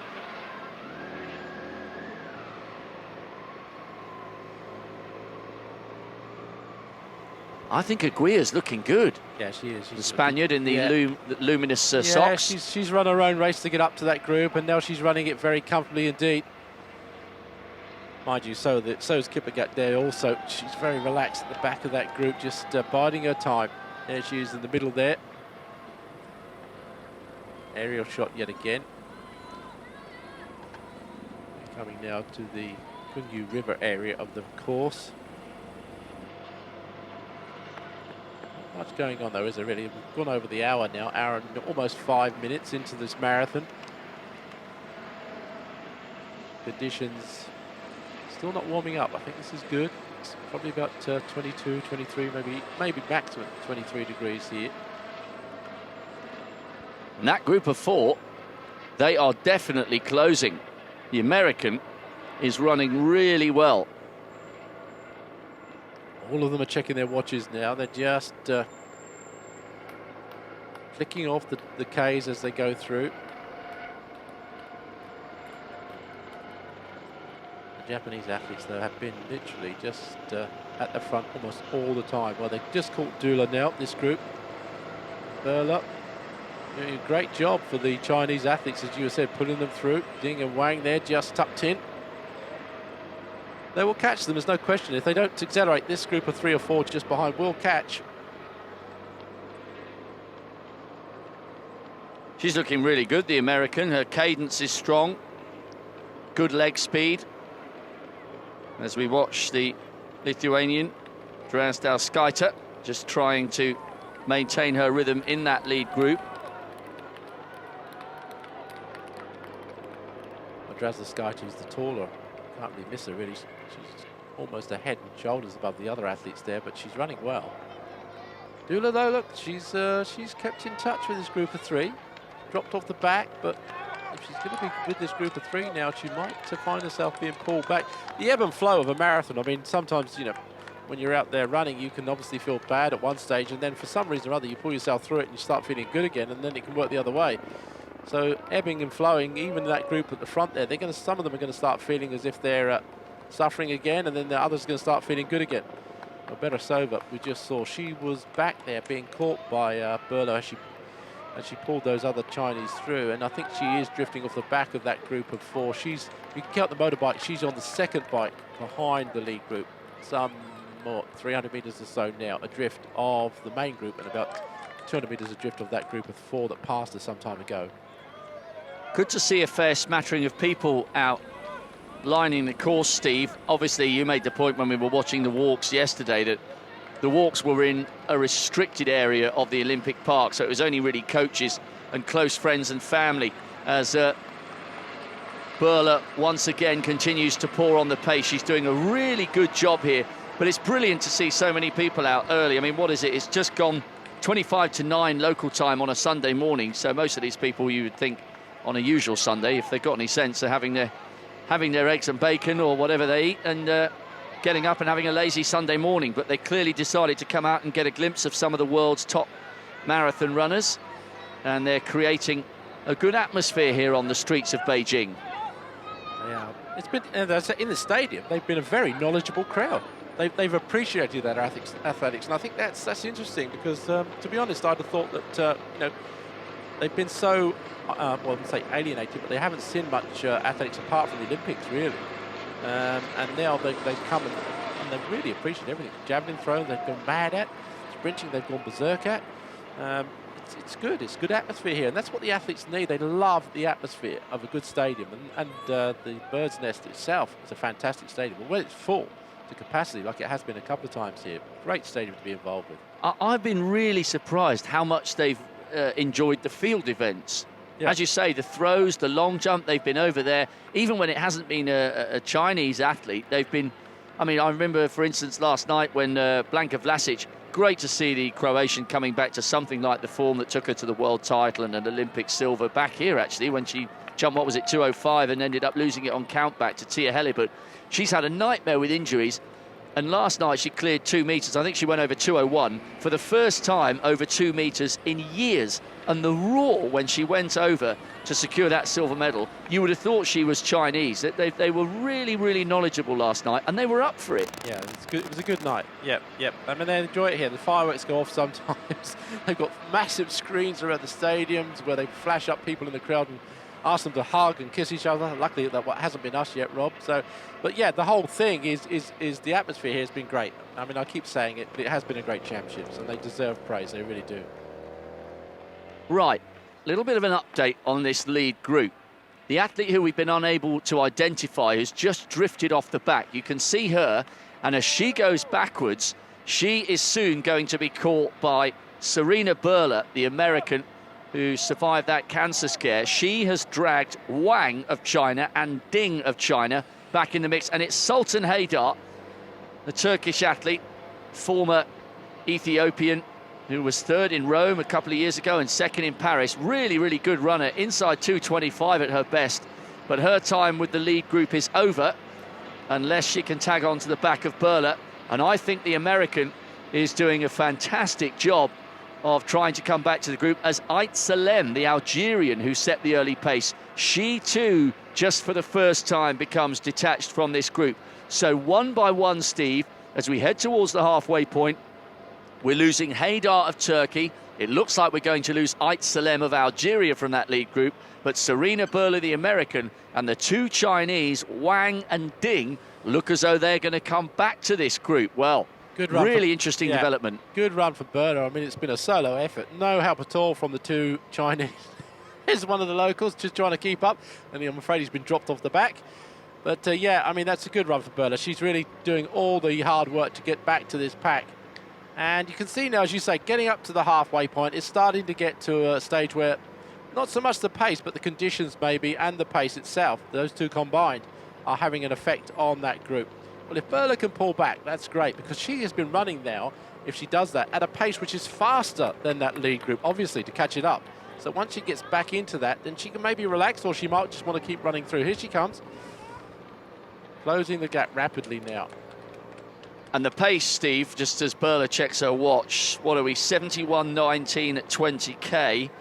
They've been very, very consistent. It's high 230 or very low 231 pace. That's why there are so many still in contention, and that is why, as that group just splits for the first time, looks like there's been a little injection of pace there after the 20k point, but that's why the likes of Burler have been able to get back in touch. But oh no, perhaps it's not an injection of pace this, it's simply a little bit of acceleration to ensure they get their drinks. And you can see the American in the distance. Ait Salem definitely is moving off the back, the Algerian, and it won't be too much longer before Burler and Wang and Ding manage to attach themselves to the front of this group. But 230, low 231s, so many of these women comfortable at this pace, and that's given the American the chance to bridge the gap. Yeah, I think maybe also in terms of race plan, maybe most of the Africans, Kenyans and the Ethiopians have probably thought, well, we'll wait to the halfway point before we start doing anything. And I think that that's probably the issue here. They're quite sensibly taking the first half as easy as possible before they start getting competitive. And it was only the Japanese really that kept the rhythm going. And now they're starting to spread out a little bit. You can see now, you go across the track, the Ethiopians on the right of our picture, Kenyans in the middle, the Japanese still there. But at the moment now, the group is starting to splinter. And Burler just behind, as always, clawing her way back. Here she comes. Ding and Wang just behind the two Chinese athletes. Well, they haven't helped her at all, really, but they don't need to if that's all they have to do, just to get themselves back into this lead group. Tagging along for the ride, and Suad Ait Salem has definitely been passed by the American and the two Chinese, so it could be a tough second half of the race for the Algerian. And three Kenyans now just grouping over the far side. There they are. Four Kenyans, I suppose, obviously, with the reigning champion getting the wild card to come into this Kipligat. So, yeah, again, just easing themselves. And that's good, because that means, hopefully, that Burler, who has done all that work, will be catching pretty soon now. She's still got a bottle, though. She's obviously suffering a little bit and obviously wants to keep the water going as long as she can. There she is, she's still grabbing that bottle. Well, even at this pace, Steve, she's operating outside PB shape, so she should, in theory, be relatively comfortable. She was third in Seoul a few years ago, so she's one of those athletes who's, okay, maybe not comfortable, but competent in in hot, sticky conditions. So the signs are good for the American. It's a positive run, and certainly if her and the two Chinese athletes end up running well, they owe her a pat on the back, because as you said, she's done all the work for them. They've just tagged along for the ride. Yeah. It's been a ride of about 5k or so, and she's done a good job.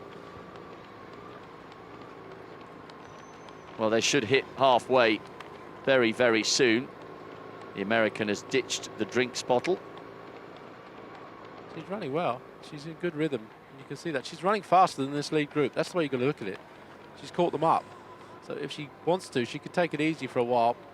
Or maybe she just wants to keep that rhythm going. Difficult sometimes, as I said before. Pace judgment in a marathon is very, very tricky. It really is. Just a mere increase slightly in your pace can cause problems later on in the race. And equally, if you don't run fast enough, that can be a problem as well. So you have to judge it it's a science, and not an exact science, because things can vary while you're running the marathon. Obviously, feelings, conditions, even lack of fluids if you can't take enough on, or too much if you can take too much on. All these problems can occur.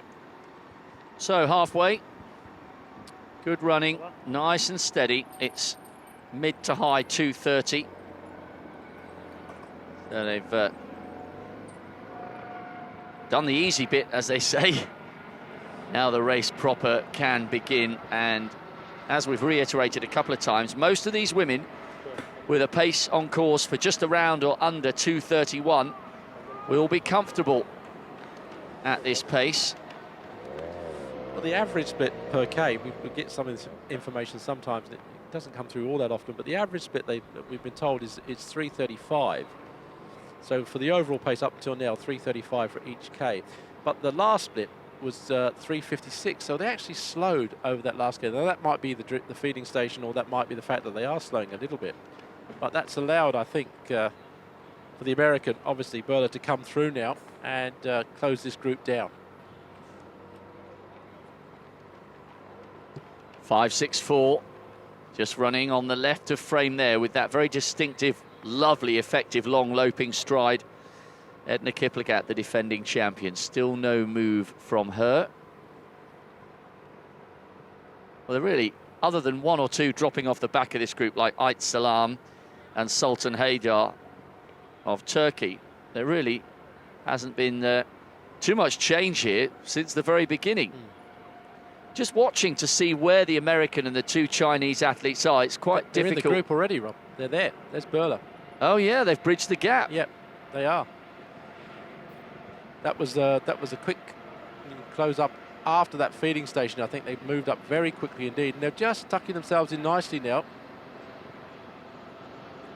Salam is suffering badly, I think, here. She's dropping rapidly off the pace, so it's going to be a hard half marathon for her over the latter stages of this race.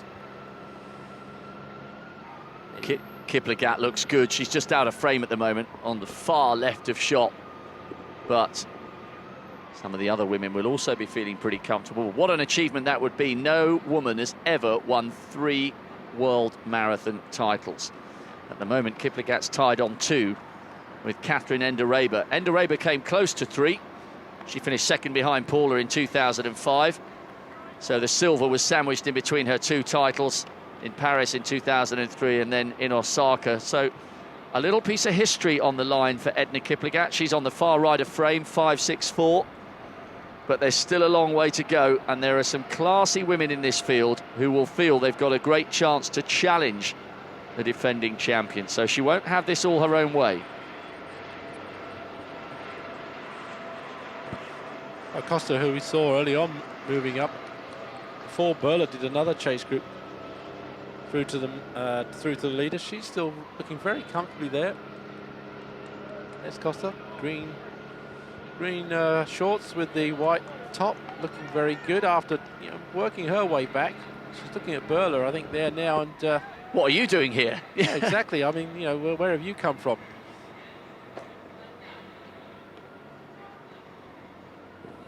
Real contrast to the way this championship marathon panned out in Moscow when Struneo just went to the front after 6 or 7K. This is a completely different dynamic. And I wonder, Steve, at what stage a few of these women will start to say, as we watch her Haydar's off the back, she's suffering now, the former runner-up in Paris. I wonder at what stage a few of those athletes in that huge lead group will say, right, listen, enough's enough.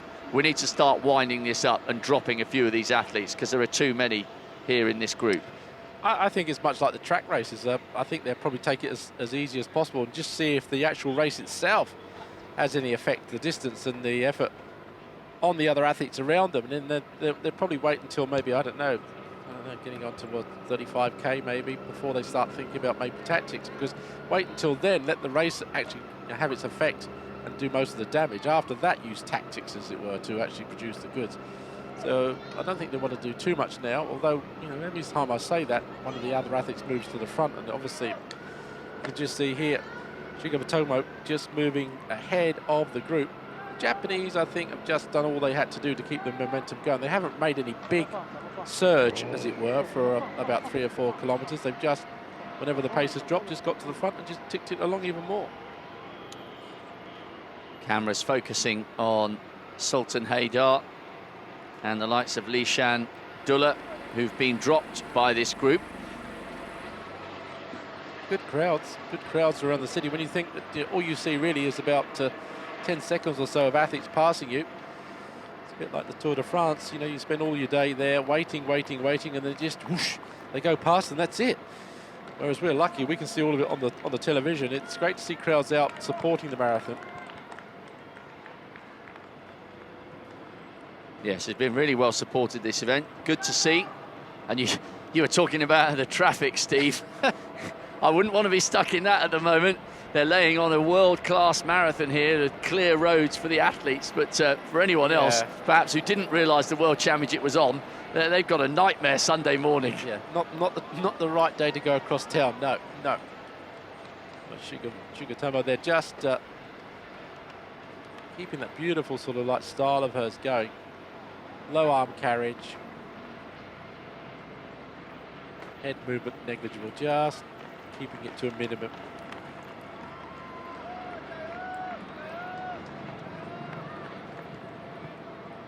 Just maybe putting a bit of an effort on here, but not much. There's that group coming, well, not coming really, they were drifting off a little bit now. Although Dullah is starting to sort of maybe regain a little bit of form. He just behind was in that group of 4, wasn't she? Until the efforts of Burla took the other 2 away, Wang and Ding. So she's the 3rd of the Chinese marathon runners, suffering a little bit there at the back. Sugimoto, they're just pushing it on now. It's starting to sort of Indian file a little bit here. 1 hour 22, so if we're on for a 2:30 maybe, this is sort of getting to this stage where the actual distance itself is having effect on the women. There's Dullah and there's He. Just checking watches, just seeing the pace, there you go. Well, this group pulling away, no question about that. And you can see the Ethiopians tucked in nicely just behind. They've been there all the time, just biding their time. Waiting.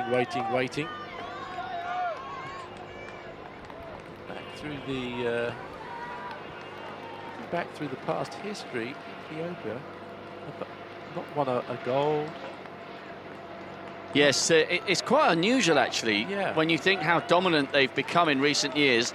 Just 1 solo bronze, and that was for a Selefesh merger back in Berlin in 2009. So there's the possibility of a little history for them. Right, which is surprising. I mean, I'm not being a great statistic man myself. I mean, I use obviously everything that's given to me, but yeah, that's surprising. I would have thought that perhaps they'd have done a lot better than that at the marathon, especially in the women's races, considering what their pedigree is on the track.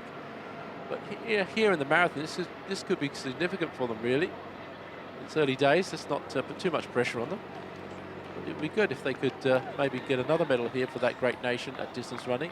Well, with the quality that they've got here and the fact that De Barber, not Tiranesh, not Genzebe, Ma De Barber, she's no relation to the others.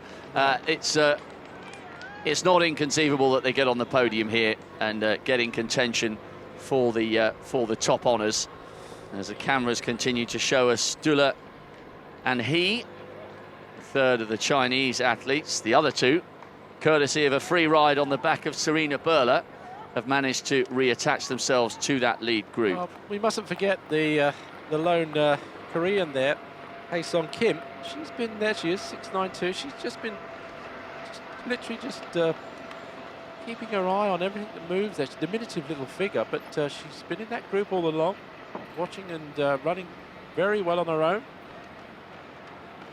And she could be a player. She was the 14th in the last World Championships, 9th in the Asian Games, won the recent Pyongyang Marathon.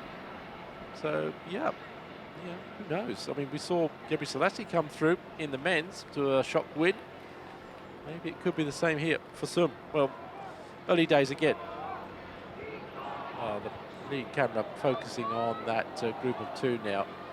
he and Dula, but I don't think they're going to be closing. In fact, I think they would just be happy to just keep this rhythm going between the two of them towards the finish.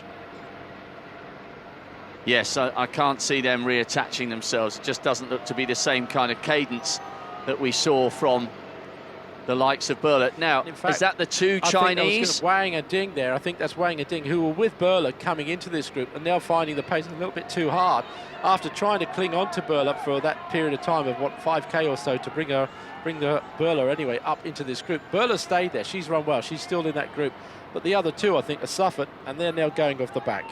Oh, that's a shame for them, but they're still having good runs, bearing in mind that they're operating not too far outside their lifetime best, but having tagged on the back of the American, they're just finding this a bit sharp. There they are. 2:59 is Wang, and then on the far side, Ding, who, as I said, is a really good cross-country runner, was inside the top 20. But the two of them have been together side by side.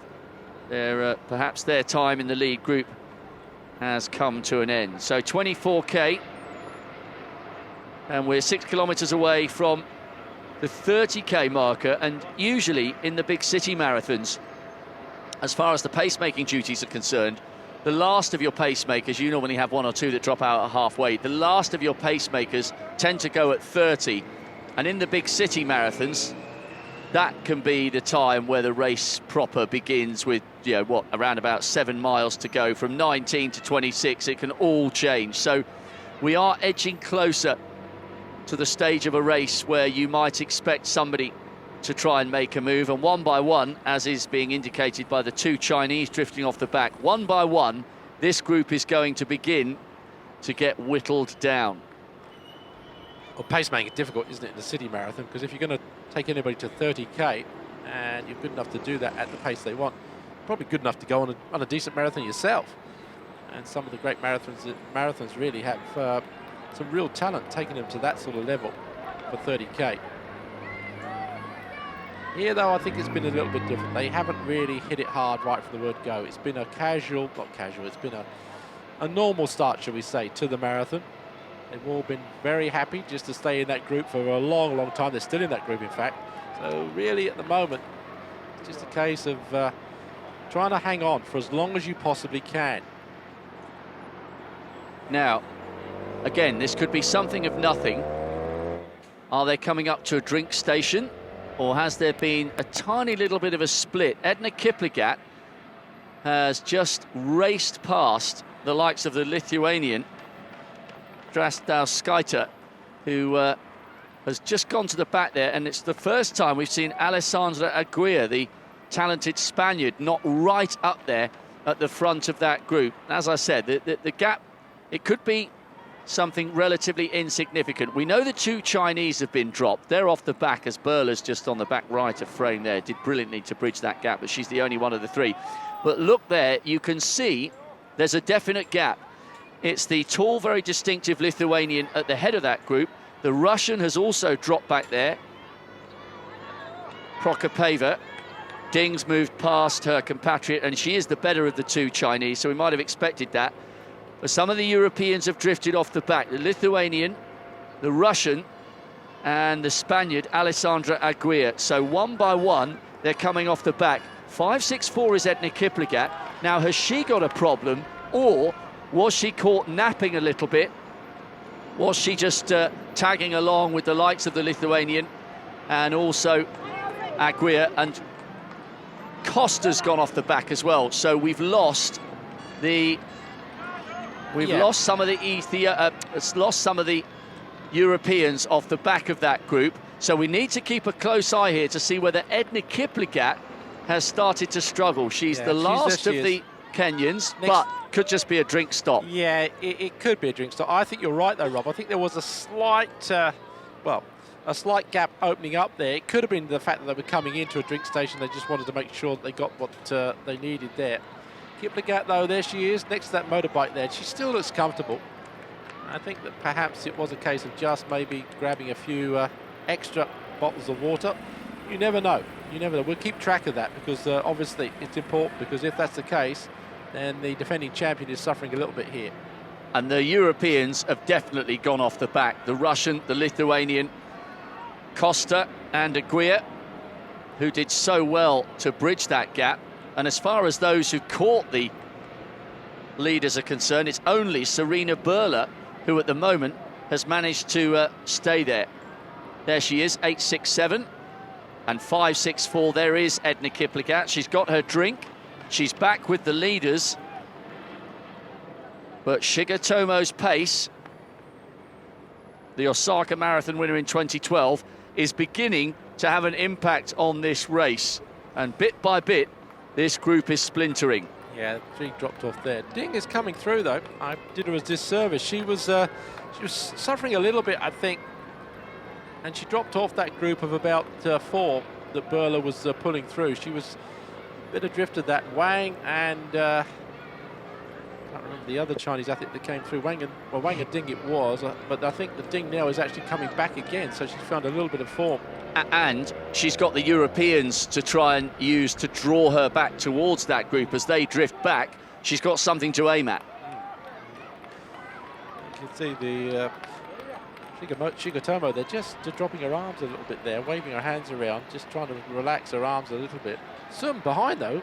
This diminutive Korean is run really well. I mean, you know, she's a real talent. Yes, Hai Song Kim of the People's Republic of Korea. 14th, as you said, Steve, a good run in Moscow. She's won the Pyeongchang Marathon. Pyeongchang will play host to the Winter Olympics in 2018. And here is that group of 4 Europeans. Paresseva's managed to work her way past Dula. So we're seeing some of the casualties here. And the Japanese, Shigetomo, by cranking it up, has dropped 3 or 4 from that big group.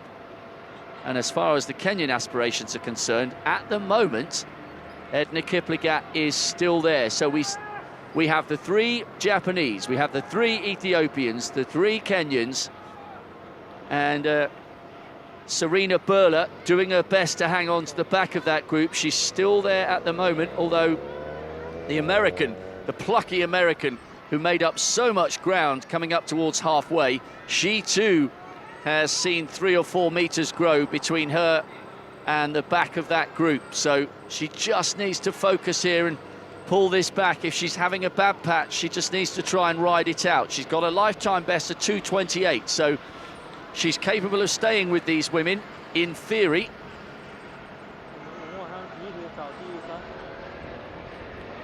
Punching up again. So the pace, when it went into that feeding station, just picked up a little bit, but now slowed down a little bit, allowing them all to group. Oh. Looking back to the group that's chasing behind. Chep Kesho's come off the back. We, of course, have had 4 Kenyans in this race because of Edna Kipligat's wild card.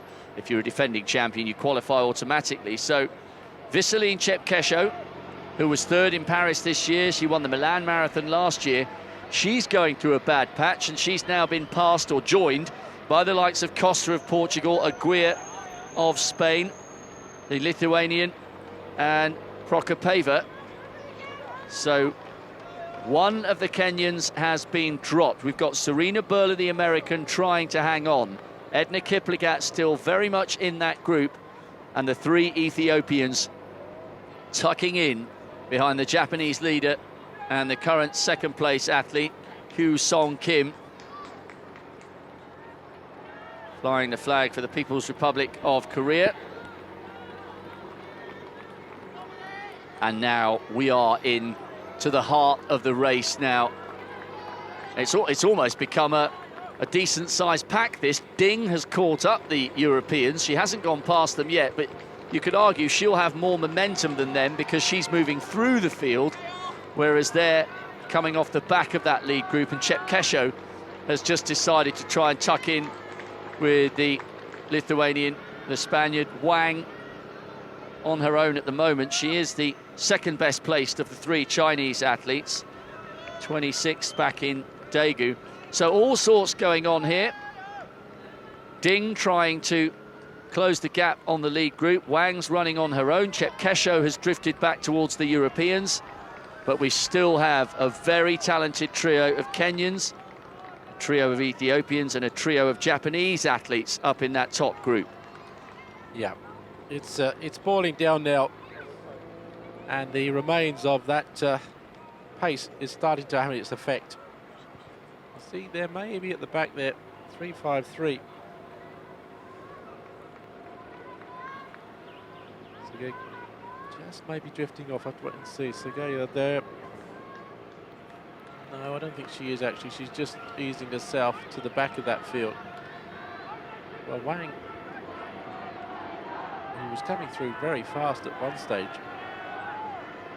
Let's drop it back, and Ding, as we said here on the right of our picture, he's got that group but didn't go past them, so maybe she's just taking a bit of a respite there. Maya Ito at the back of that group. She's got that sort of slightly flailing arm action as they turn towards their left-hand side, as Steve's been saying all the way through. Great to see so much support for these women out on the course. The American still in touch, and it's a pretty decent pace being set here by Risa Shigatomo. Now I'm just watching Maya Ito at the back of that group, back right of frame, whether she's just beginning to struggle a little bit. It's deceptive, Ito. There she is. There she is, 3:53. I was just going to say, she's deceptive because she's got this sort of very strange arm carriage. And Burla just on her inside there. The American, those two, I think, are not hanging on, but I think they're doing their best to stay in contact. Oh, these four. Sorry, these five, I can just see on the inside there. I think that's Ding, isn't it, on the inside? I'm not sure. Yeah, I think it is. They're running comfortably as a group, and they're what, some 300 metres back there, 200 metres back from this lead group? Yes, and interestingly, Chepkesho, who had dropped back from this group and tucked in with them, has been dropped by them. So the Kenyans' race is getting really tricky. And we should remind ourselves, Eunice Kerr was still there, 1:92. One of the fastest athletes in the world this year, the East African, now representing Bahrain. That was interesting. At that border station there, the three Ethiopians really rushed to the front and grabbed 2 or 3 bottles each. Drenched themselves. The Barber there literally sprinted to the front of that group to get in and make sure that she got a drink. So there's Wang. Wang is suffering, I think. You can see that the leg cadence and the stride is dropping. And she is going to have a hard, what is it, an hour maybe of the next part of this marathon. She might have Chepkesho to chase if the Kenyan continues to go backwards, but Wang isolated on her own. Her compatriot Ding has managed to catch up with yeah, there you go. The European chasers. See a little bit of pushing and shoving going on there as the athletes got some drinks on amongst them. Few heels being clipped there. Yeah, it is a dangerous situation, and there's a few bottles thrown on the floor too, which causes problems if you just trip on those. Remember, you're dealing with tired legs here. There's Costa coming through. She's 25 seconds back. Yep, so good rhythm. She's been sort of ticking along. We've almost dismissed her really, but she's been ticking along quite comfortably. Ding also finding second wind. These two coming back maybe to the group. Well, maybe Costa had a bad patch and she's coming through the other side, but 25 seconds is a lot to bridge when you get to this stage of the race. So it's a good aerial shot, really. Most of those athletes now will take the misters. There you go. I don't think the temperature's too much to worry about here, actually. I mean, in the Olympic Stadium where we are doing the commentary, it's a little bit chilly, actually. This is the coolest it's been, isn't it? Yep. So conditions, I would say, they've been very lucky. The men, I think, suffered, whereas the women have been lucky with the conditions, and I think that's paid dividends because it means that there's a big group here. No one's really suffered from the effects of the heat. It's more the effects of the race itself that's panning out here. Wang still running on her own, trying to close in on the tiring Kenyan up ahead of her and close the gap on the Europeans who are running as a chase group containing her compatriot Chan Ding.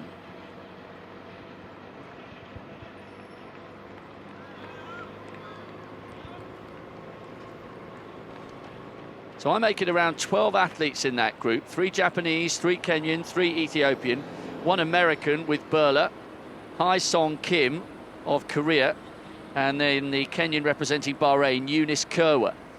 So it's still a fairly sizable group, bearing in mind that we've been running, or they've been running, for almost an hour and 3/4.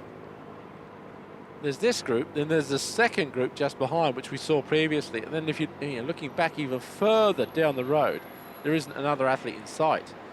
Just checking on our scoreboard, our monitor here. Yeah, there's a group. That group chasing is about, as we said, 25 seconds. And then you drop after that quite considerably to about 2 minutes or so to another group chasing. And that includes the 2 Australians, Sarah Klein and Sinead Diver. They're in that main group, along with some of the other, I would say, some of the other Finns and Europeans, and the American Esther Erb. So they are 4 minutes adrift. So yeah, so after this 2 main groups, it drops off considerably. So Wang ploughing on alone, and as Steve was saying, it's there are big gaps on the course, but this is a sizable group of leaders still together. And bear in mind, no Ethiopian woman has ever won this title. A Selefesh merger, a bronze back in Berlin, and we've got Edna Kipligat trying to become the first woman to win a hat-trick of World Championship titles, 2 in a row. How she'd love to make it 3. But Risa Shigetomo, she's been the most dominant of the Japanese in terms of dictating the pace. 11th in New York a couple of years ago, as we look at the chase group of Europeans, trying to maintain some good rhythm here. Aguia's perhaps rallied a little bit after going through a bad patch. Ding was also there, but Wang still running on her own. But that's such a big group, and I just wonder whether someone's going to start making a move, or maybe challenging Shigetomo to at least dominate the pace. There you can see the Europeans were running with Ding just in the background, but someone's got to make a move here, surely. You hope they would. Gives you something to commentate about. No, it's just interesting. There's too many in there. I don't think they will. I think it's a war of attrition here. I think what's going to happen is that slowly but surely, if they keep this pace going, one more will drop off, then another will drop off, and then maybe when it gets to the last, I don't know, the last 5K or so, then maybe we'll see people start thinking about making a move. Because at the moment, I think they're very happy to just tick this marathon along, just to try and do as little as possible, and hope that by conserving energy, and other people not feeling as good, that they'll be whittled down to maybe 5 or 6 of them coming into the last 5K. Oh, they've just gone through 29 kilometres, so we're not too far away from the last 7 odd miles-ish. And that's what they say, even for club runners like me. They say when you run a marathon, in terms of how your body feels, 20 miles is halfway. That is how much the last 6 takes out of you mentally and physically. So we're getting to the really interesting stage of the race now, where so much can change in those last few miles. Because if you think about it, if you run a few times a week, you think, oh, okay, yeah, 6 miles sounds good. And 6 miles is a nice, comfortable run, if you keep fit. But 6 miles, when you've already got 20 in your legs, is a completely different dynamic and a completely different task. Well, the rhythm hasn't really changed at all, has it, as I was saying? And Rob's hoping for a surge of pace, but I think it's going to be this way for a while, until someone starts feeling good. And in a marathon, that's a very precious commodity, isn't it? Feeling good. There's almost a little mini peloton going on the left there, Steve. The guys on the bikes trying to get a glimpse of these world-class athletes. Well, if you're a fan, or I think perhaps the ones that are really trying to trace this league group are coaches. They've actually scouted the course. They find out where they can actually use motorbikes or use the scooters even there. But I don't think that gentleman there is anything to do with the team. He seems to be just quietly, happily following it along. But I mean, he's following the pace and he's looking across there, and that's the sort of rhythm that they're running at. Shows you how fast they are. That's right. I mean, that's the sort of rhythm they're running at. That guy's going quite fast on his scooter. So yeah, it's a good course to follow. It really is. I mean, you've got the opportunity if you're a coach or you're a family member to follow your athletes around virtually, I wouldn't say all of the course, but I would say about 50%. And you could dodge from one place to another, cut across, and then see him at some other point. Yeah, it's a good course for the spectators. Just looked as though Drazdauskaitė was having a bit of a revival there, the Lithuanian. There's a decent little group of chasers there. Looked like the Russian Proclapa was getting dropped off the back, but the Lithuanian was moving quite positively there. But she's some way detached from this lead group. But the defending champion's still there. Mara de Barber, the fastest woman in the world this year. 2 victories in marathons here in China. She won Xiamen in under 2:20. And shopping to the other side of the road there was Eunice Kerwa, one of the fastest women in the world this year. Chepkesho was dropped off the back quite a while ago. And in terms of the dynamic of where she is, we think that she might be a decent athlete for Wang to chase. Wang is the second placed of the 3 Chinese athletes, but Chepkesho's gone, we knew that. Kerwa on the left there, representing Bahrain. I just watched her chop her stride and style, and she moved over to the right-hand side. 1:46.51, so they're still pretty solid. It's just outside 2:30 pace. And as you said, Steve, maybe it is a case of just getting the liquid on board, letting the miles tick along. Well, the 2 Kenyans there nearly missed their feeding stations. They were just rushing along, and they didn't really see their feeding stations until it was almost too late, and nearly bumped into one another, and that's the problem. So that's why they speed up a little bit coming into these stations, so that they can get a little, and again, a bit of problems there with the getting the extra bottle of water on there, bumping one of the officials. Got to be careful. You're getting tired now, aren't we? You know, these athletes have massive fatigue levels creeping in, and when you go into these stations, your peripheral vision starts to maybe not functioning properly, and your motor skills are dropping off tremendously. So you have to be a bit careful that you don't trip up or you don't cause damage or even balk one of your other competitors. It's a group of Europeans running together, and the Lithuanian is running well there. She's got Ding alongside her, and you could see they've probably closed the gap a little bit on this lead group.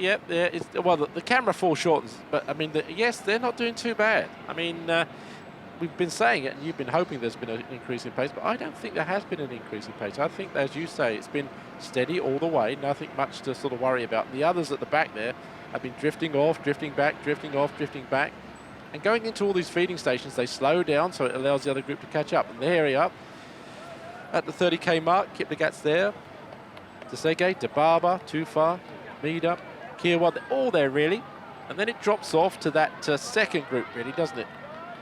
And the others chasing. We saw Ding coming through, but I don't think that she's going to catch up that sort of gap. It's about 25 seconds, maybe 30 seconds now. It's a big gap. Yeah, so once again, the Japanese deciding that they want to tick things along here, and this time instead of Shigotomo, it's Maeda. And Ding's actually moved past the Lithuanian Drazdauskaitė, but remember, they've got about 27, 28 seconds to make up on that lead group. So this would be a huge tall order for Ding, but looking at her cadence, she's moving relatively nicely there. Well, I think that picture again foreshortens it, but she is probably about 20 seconds, 25 seconds behind, but she is moving well.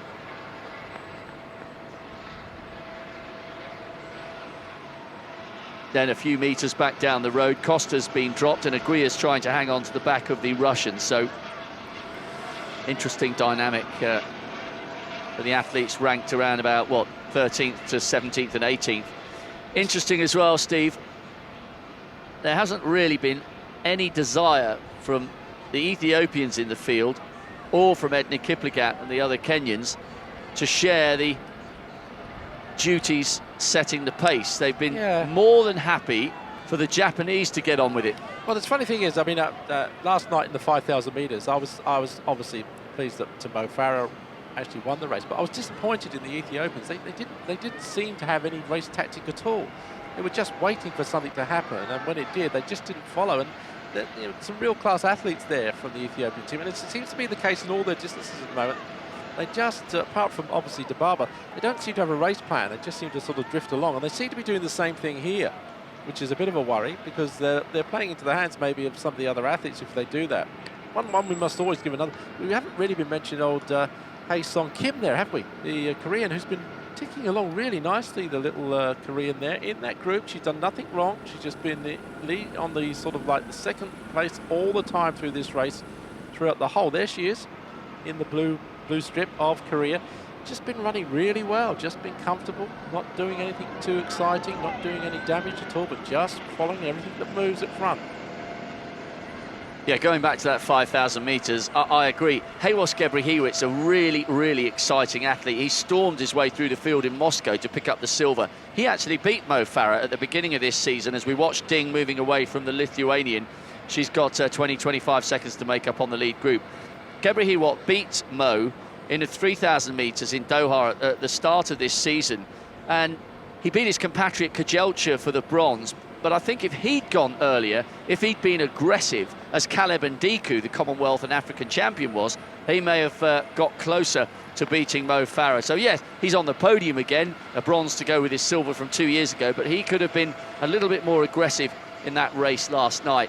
Now then, Edna Kipligat moving over to the left-hand side, and she's gone to the front for the very first time, the defending champion, or at the very least, she's pulled level. She's gone to the left-hand side of that overpass. I think, yeah, this is perhaps the only a bit of hill they've got in the whole marathon course, the overpass that goes across this massive intersection here. And by doing that, maybe she just wanted to hug that right-hand side of the road. I don't think she's actually putting a move on here. I don't think so, Rob. I think they're, again, just shuffling around the order as we see it. Good to see that Berla is still in there, the American who came back hard to catch this lead group. She's running well. Now they come down the other side of the overpass, and it's a bit of a downhill slope, so they'll get a bit of a momentum going here. Kip Rop on the outside there, as you said. Kipligat on the other side, so flanking the lead group, but again, no one's making a move. I don't think it's a general grouping at the moment. Berla, the American, just moving forward there. Kim. Tomo's always been at the front, hasn't she? She hasn't really moved at all. She's just literally just been there, concentrating. Well, we've seen Maya Ito with the flailing arms drifting off the back and then coming back to the group. Ding's moved significantly away from Krasnoskaita, the Lithuanian, but it would be an amazing job if the Chinese athlete were to come back to this group. What's more likely, perhaps, is that she'll pick off one or two as they drift off the back. But she's running well, the Chinese athlete, and with so many locals out on the course, she's sure to get good support inside the last 6 and a bit miles.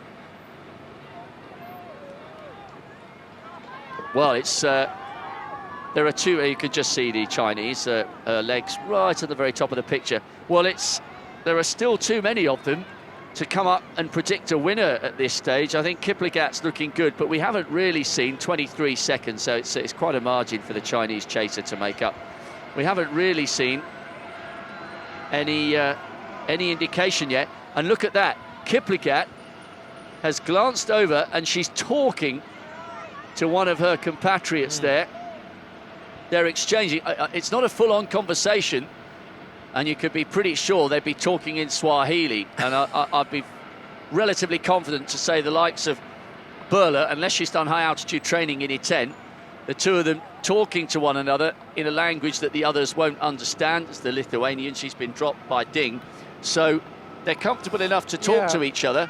And incidentally, just talking about giving each other information, I remember Rudisha said after he won that incredible Olympic title with the world record, he told the other Kenyan in the race in Swahili, "Don't follow me." In the call room, he said to him, don't follow me because I'm going for the world record. If you come through the bell with me, you'll be burnt up. Hang back and pick them off. And guess what? I think it was Timothy Kittum who came through for a medal. He got on the podium. So speaking Swahili is something that is done by the Kenyans, and they can give each other very useful information about what's about to happen. So there was definitely some dialogue there between the defending champion and one of her compatriots. So are you suggesting, Rob, that most middle and long distance runners should take a course in Swahili? Excuse me. Well, it might help.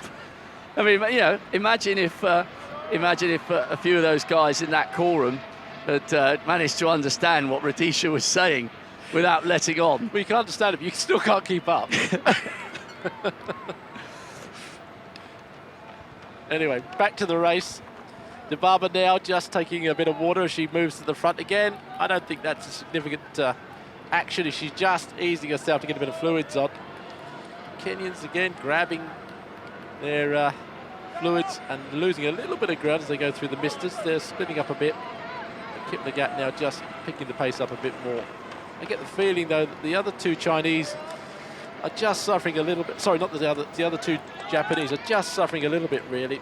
That's Maeda and Ito. They're at the back and maybe not really comfortable at the moment. But this woman, though, is coming through. She's running really well, actually, Ding. I was really impressed with her at the World Cross Country Championships. You could just see her in the background. She's just gone through the spray shower trying to cool down. And a good run from the Lithuanian, Kipligat. She was up with the leaders early on. She's just behind Ding, trying to hold on to her rhythm as we get to the point of the race that really starts to hurt. If you've run or jogged a marathon, you will be well aware of how tiring that last 5 or 6 miles can be. Well, we're not far short of coming up to the 2-hour point in the race. Significant landmark, I think. Anyway, Shigemoto, though, is running well on the inside. She's always been up there. And on the outside, you can see Kipligat, who was, well, conversing with her teammates maybe just a few minutes ago. Maybe she was saying that something's going to happen or not. I'm not sure. But good on Ding. There she is. She's on her own, and she is closing. No question about that. It was 25 seconds before. It's probably down to about 20 now. And hopefully that the last, what would it be now, perhaps 30 minutes or so, 35 minutes or so of the race, she can maybe get up there and maybe get up amongst the competition over the last 5K or so.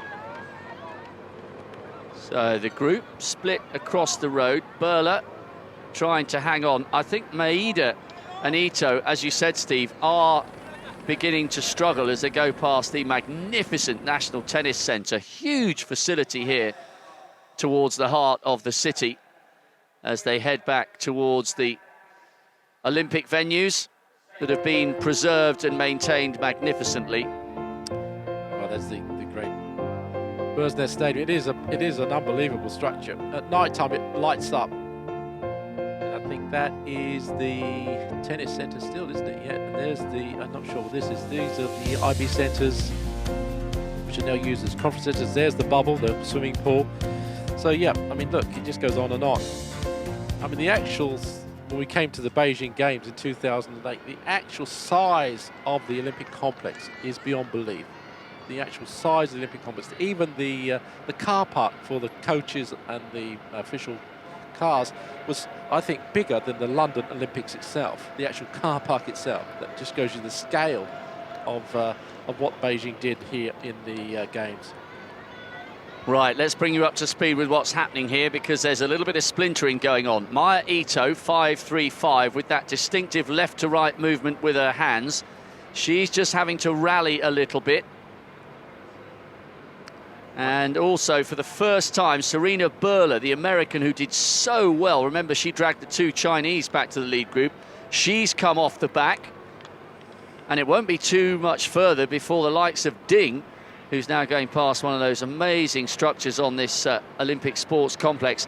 It won't be too far before Ding begins to pick off one or two of these lead group athletes who have begun to be dropped. So this is a significant development, I think. One of the Ethiopians has gone. So we have the three Kenyans running together. 3:54, Tigis Tufa, the winner of the London Marathon, is there. So too Eunice Kerwa, representing Bahrain, and Mare de Barber.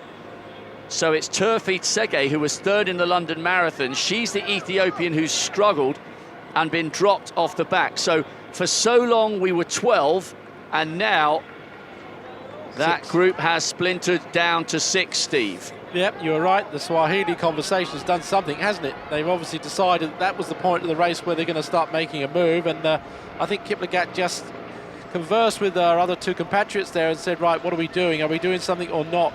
And maybe she told them to pick it up and take the pace for her, because they're up front and she's just at the back of that group of 6. So in the space of around 2.5 minutes, the group of 12 has splintered down to 6. Turfi Tsege, who has won Tokyo and Berlin and finished third in London this year, she's become detached. So only 2 of the Ethiopians living with this pace, the 3 Kenyans plus Eunice Kerwa, representing Bahrain. But de Barber looks good. There she is, just tucked in. Second there, looking down at the heels. And Kiprop comes across, Kerwa's there, Tufa's there. And Kipligat, I'm not sure about Kipligat, she doesn't look comfortable. Although she's got that ungainly, long, sort of loping stride, and her arms look a bit tired, but she's still there in that group of 6 at the back. Sungong, just working well at the front. She looks comfortable. She looks as if she's been told to do something, and she's doing just that. She's working hard. I agree with you as well, Steve, in terms of Mare de Barber. She looks so strong in second place. She's the fastest woman in the world this year, and she's quite happy tracking the Kenyan leader. And all of a sudden, 12 have become 6, and it's race on here on the early morning muggy day, devoid of the baking heat that made it so difficult for the elite men in their marathon last Saturday. And this is going to start to hurt now. Kipligat's at the back, is the defending champion, just beginning to struggle a little bit. Ito's come off the back. Tsege, as I said, had great wins in Tokyo and Berlin last year, and the Korean who was up there for so long, Hae Song Kim, those 3 all in a line. Just behind there, you can just see, I think it is the Chinese athlete just coming through. So she's running well. She might catch that group of 5 or 6 just in front of her. Well, the medalists you suspect will come from this group of 6. Well, 3 Kenyans, 2 Ethiopians, and 1 athlete from Bahrain. Still a long way to go, half an hour maybe of running. That's a long way of running if you're tired, it really is. Just coming into one of those another feeding stations, just wait and see whether this group splits up a little bit more. The Kenyans, I think, are very keen to take on fluids. Coming across, cutting people out. Well, Kipligat almost stopped there to pick hers up. So they're all taking on as much as they can, knowing that it's still essential to keep hydrated. Bottles thrown on the floor. A few more just grabbed to pour over their heads. Kipligat's working here, isn't she, to stay with this group? Yeah, I'd like to think that she wasn't, but I get the feeling that she is. De Barber, I think, in front there may be the danger. Because if she pushes it on a little bit more, I think this group could split up again. 2:04. Yeah, so it's well within their comfort range here. It's not going to be much. If it's inside 2:30, it won't be by much, unless there's a significant increase in pace here. And the group has been completely decimated and blown apart there. Berla just going through. She's had a really good run. And here's Ding. She's been coming through. Now, I think this will be interesting to see how many of these athletes Ding can pick up, because she's been coming through now and she looks more comfortable. That's Maeda. Sorry. Ding is coming. Sorry. That's Maeda. That's Maeda, sorry, that's right. Ding is just in the distance, and I think she'll be up on the Japanese very shortly. And I agree with you. I think she looks really positively, the Chinese athlete, certainly the last time we got a split from her. And I think she'll be picking off quite a few, and she'll get a great reception when she comes in here to the stadium. So, 7.5K to go. But this is really going to hurt. Tigist Tufa at the back of this group. 2 Ethiopians in contention for the medals. And remember, they've never done better than a bronze before. A Selefesh merger picking up the 3rd spot on the podium back in Berlin. Edna Kipligat, 5.64, aiming to become the first woman in history to win 3 world titles at the marathon. Kurwa there, Bahrain, the transferee from Kenya. She looks comfortable. Her arms are pretty high. She's relaxed, running well. Inside 69 minutes for the half marathon. She finished 3rd in Paris a couple of years ago, 2nd in Amsterdam in 2012. She's a class act, and she's got one of the fastest PBs of any woman in this field. Kurwa, as you say, looks very comfortable. The Barber, though, the diminutive little Ethiopian, almost encased there between the other 4 in the ahead of her. She's dwarfed by the others, actually. She's a tiny figure, but tailor-made for marathon running in some ways. Very compact, very economical style. Still too tight to make a prediction as to which of the 6 will be on the podium. Couple of metres opening up, Steve. Back to Tigist Tufa, the London Marathon winner. She was brilliant in the British capital earlier this year. She won the Shanghai Marathon last year. It's only a couple of metres as Ito tries to... The head's gone to the side. The arms are starting to fade a little bit. Ito is suffering, but she's a tough competitor. She'll keep going. Just behind her, you can see the other athletes, really, Kim including that, just trying to keep their rhythm going as long as possible. Tufa is definitely struggling here. There's no other reason why she'd be allowing a gap like that to grow at a crucial time of the race such as this. So this is the magnificent Olympic Park. Look at this. As I said before, it's immaculate. Beautiful, absolutely beautiful. I mean, you could do a decent run through the park without actually going through any other of the routes more than once. So with 3 Kenyans are still in it. The Bahrainian, Kirwa, and the Barber just tucked in behind. The fastest woman in the world this year, Mare de Barber. It looks as though she's flying the solo flag for Ethiopia. Tigist Tufa hasn't completely capitulated, but she's looked over her shoulder. She's allowed the gap to grow. Good run this from Hai Song Kim, who was 14th in Moscow, and looks as though she's going to finish much higher than that, well inside the top 10. So 2 Ethiopians were in this group. Now it's just 1, and 6 have become 5. Fascinating statistic again that Ethiopia, as we said before, only won 1 bronze in the women's marathon, and yet Kenya have done so well. It's such a differential between what happens on the track, really. Having said that, though, I mean, if the Barber does win here, she'll set the new trend for the Ethiopians, but the odds are stacked against her. 3-1 at the moment, and 1 Bahrainian. And she's obviously a transferee from Kenya as well. So, in fact, it's almost 4 Kenyans and 1 Ethiopian here.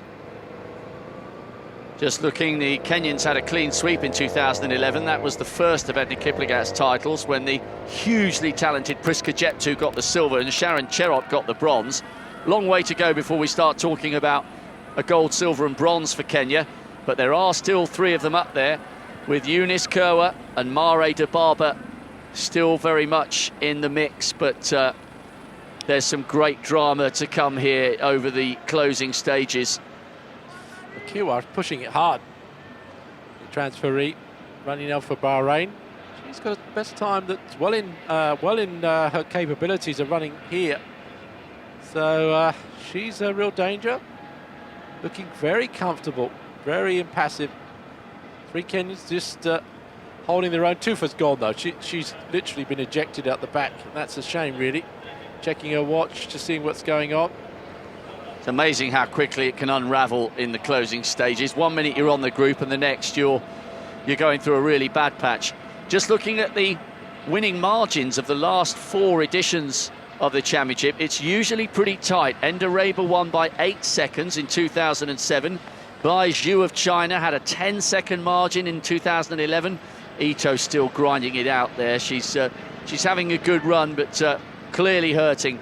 Edna Kipligat's 2 victories, 17 seconds and 14 seconds. So, okay, it doesn't or hasn't yet come down to a sprint, but it's been pretty close over the last 3 or 4 editions of this race, and it looks as though it could be destined to be quite tight here again. It does. It certainly does. I mean, we're getting in now to, what, 2 hours 10? Maybe another 20 minutes or so, 25 minutes or so of the race still to go. Kiwa, though, is moving well out in front. No one is yet. I don't think that structure in the foreground. They're absolutely magnificent, isn't it? Like something out of a sci-fi film. I think I have seen that in a sci-fi film. Yeah, exactly. But I mean, Tufan now disappearing at the back. She's really working hard, but she is, I'm afraid, not going to be up there now because the pace is on. Just less than 20 minutes to go. Ito's suffering. Look at this. I hope she can just keep it together. This has been a hard race for her. Kiwa now pushing it on. Kipligat just on the back of that field, shadowing her 2 teammates. Barber just on the inside there.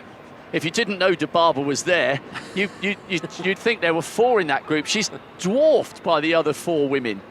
Yeah, but her cadence, look at her leg cadence, much faster.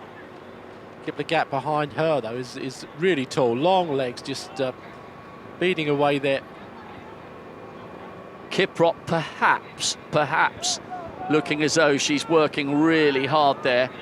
Just rocking and rolling a little bit. Sungong there, well, would you say the leader of the Kenyans? You would probably say that she's in front. Sungong is a real talent, really. 6th in London this year, 3rd in the Armed Forces 10K, so she's good on the track. And she's actually run a couple of 50-100 metres, so you know, maybe she's got a bit of speed in her legs too, this Kenyan. There she is in the middle, Ito. Looking at the scorecard, Ito is in around about, I think, 7th place. Just coming into another, not feeding station, another watering zone here. Oh, they'll need that. Sponge Still 18 minutes to go. Kiwa, there she is. Well, the Bahrainian is a fair marathon runner, 2:22 or this year, and she's done 2:21, so she is a real class act. Oh, she's good enough to, in theory, she's good enough to win this race. I mean, yes, okay, now she's representing Bahrain, so she's not wearing the traditional colours we'd expect to see the Ethiopians and the Kenyans, but she's class. 2nd in Amsterdam in 2012, 3rd in Paris 2 years ago. Well, she won here in Nagoya earlier this year. Then she's been running 10Ks in hot conditions and in running the half marathons and goofy half marathons. So she's prepared really well. Barber just checking her watch. Her namesake Genzebe going for the double tonight in the stadium, the women's 5,000 metres. She still looks good. Unusual arm action, Barber. Swings across the front of her chest as we look at 2 for the reigning London Marathon winner, who's been blown out the back. She was right there in the lead 6, but she's become the latest casualty of the relentless pace. Tufa, I think, in about 6th place at the moment, just dropping off that group. Now the crowds are building up, getting closer and closer to the stadium. Look at that. I mean, it's an A to B course, this marathon, so not easy to follow. And it's still too early. It's so difficult to predict who the 3 medalists will be from this 5, Steve. Well, yeah, it's difficult. I mean, this is what racing's all about. You just don't know. I don't think any of these 5 know who it's going to be. They're probably hoping it's going to be them, but no real indications as yet. Do you think maybe Kiprop's looking a tiny bit ragged on the left? I don't know. Style's deceptive. I mean, the head's going back a bit. But then so too Kipligat. Moving across away from the misters. Kipligat, she doesn't really want to be too cool. In fact, she's moved out from there and come back in again. Wow. Difficult to choose. Kiwa looks good, though. I mean, Kiwa and Barber, they look fairly comfortable. Behind them, Kiprop and Kipligat were sort of like wobbling a little bit, if you can call it that in style terms, but they're still running well. No one is dropping off yet. Barber, though, for the first time, has come around the big Kenyans and Bahrainian and decided to assert her little self at the front. Holds her hands very high. She does. With that action to Barber, but it's clearly effective. Yeah, it is. Again, one of these long, long boulevards stretching out in front of them. Still nothing to separate these 5 women, and they will have less than 15 minutes of running to go now. Sungong on the inside there. Next to Dibaba, Kiwa. It is now just a mind game, isn't it? Who's going to go, and when do you gamble at going and holding it? Because you can go, and then they just pull you back, and then you know that you're in trouble. Whereas you wait a little bit longer, and you go, you can just make the line. Kipligat at the back there.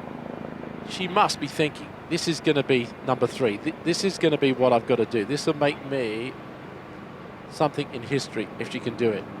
She's trying her best. There she is with the white shoes on the inside. Still running well. It will be a phenomenal achievement to win 3 World Championship marathons. It's pretty easy on the track, to be honest. I mean, Mo Farah's proved that convincingly. I mean, it's not a hard ask to run 5K if you're in great shape. It's a hard ask, even if you're in great shape, to win a marathon 3 times, because so many factors can come in. As you said, it's so easy for something to go wrong in a marathon. Exactly. So to win 3 in a row would be incredible. 30 seconds back to Tufa, but her race is run as far as the medals are concerned. She won't be featuring unless she has some kind of extraordinary recovery. These 5 are where the medals are going to come. It's a question of in what order and whose names will be written into the history of the World Championship.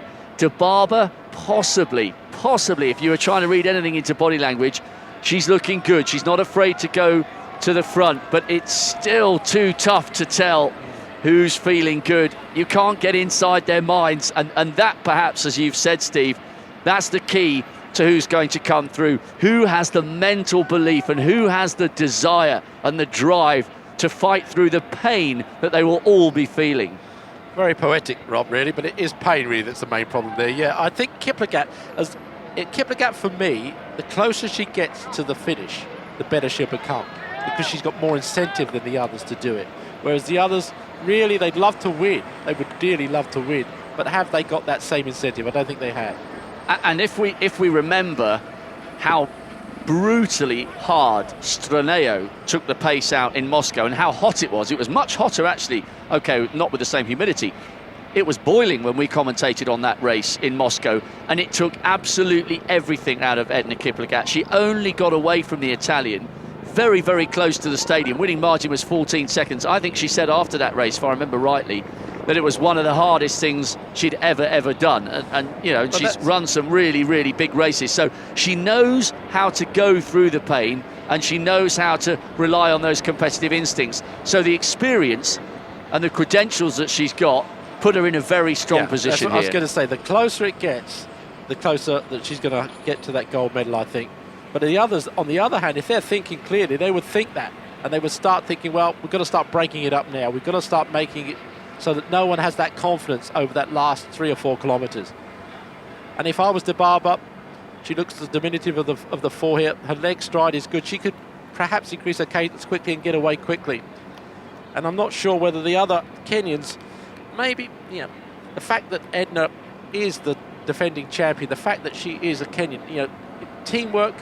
It's a bit like the Chinese women's walkers, wasn't it? Where you had a feeling that the winner was going to win, but the second place, I can't remember the names of the second place, almost held back, you know, almost in respect to let the other person win. And it might be the case here with the Kenyans. They might hold back to let Edna win out of respect, really, more than anything else. We'll have to wait and see.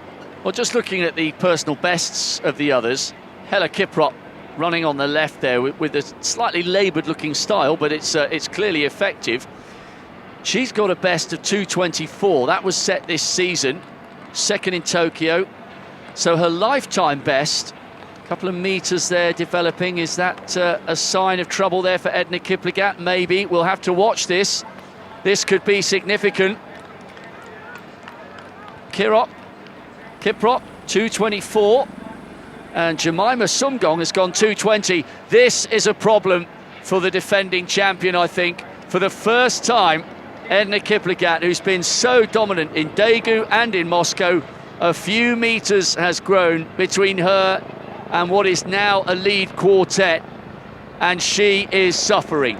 Well, that's right. As I said before, they've got to make sure before they get into that crucial stage of the last 2 or 3 kilometres that Kipligat really isn't really there, because I think that she would rally herself. She's the pride and her confidence would come back into it. And I think you saw there that the Barber going around that corner, she just lengthened her stride, the little Ethiopian, just lengthened her stride a little bit and pulled these 4 away.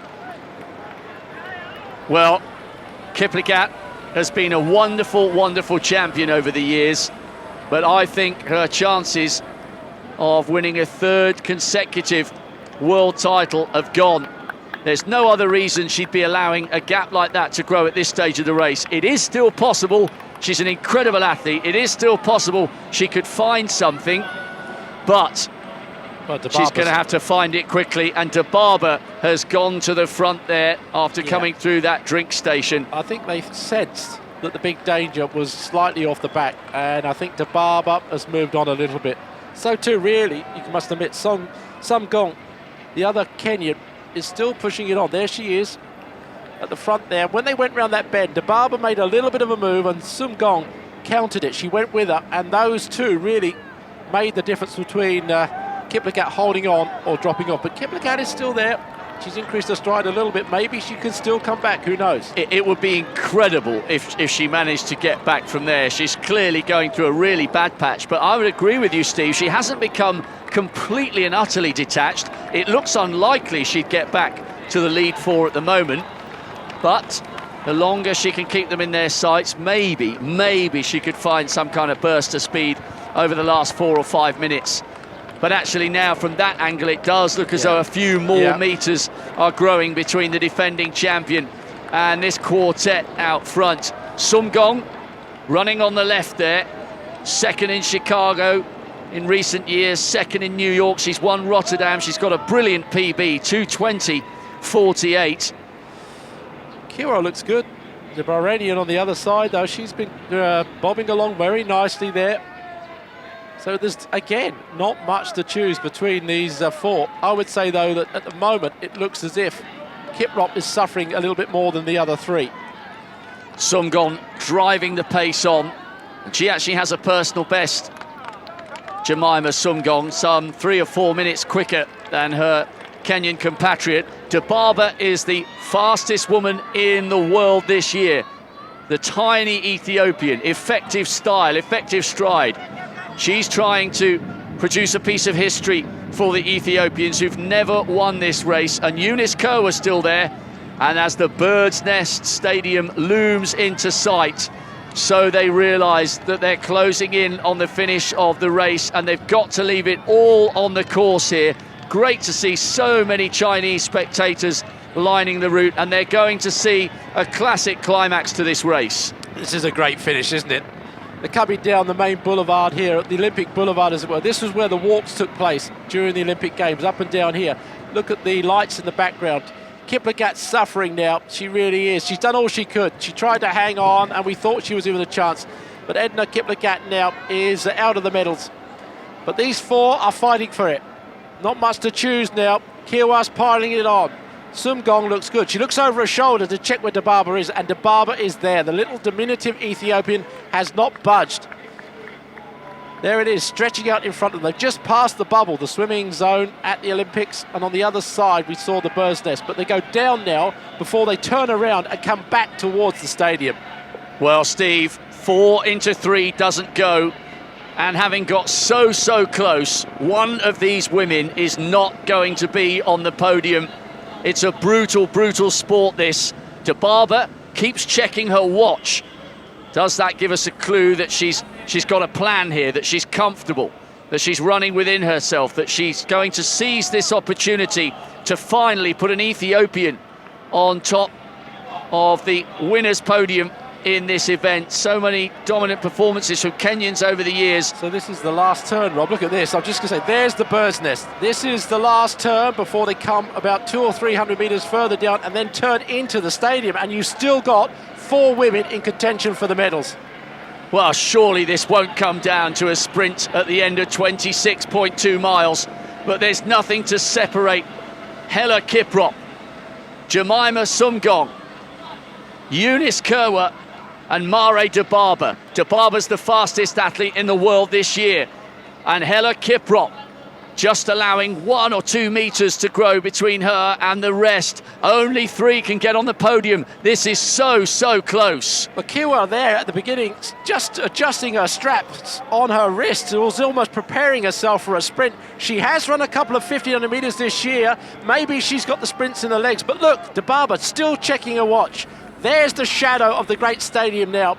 And they're stretching out. De Barber just pushing on a little bit more, just maybe inching her way ahead of the other 3. Is this a bid for the gold medal, or is this just a case of just easing herself ahead at the moment?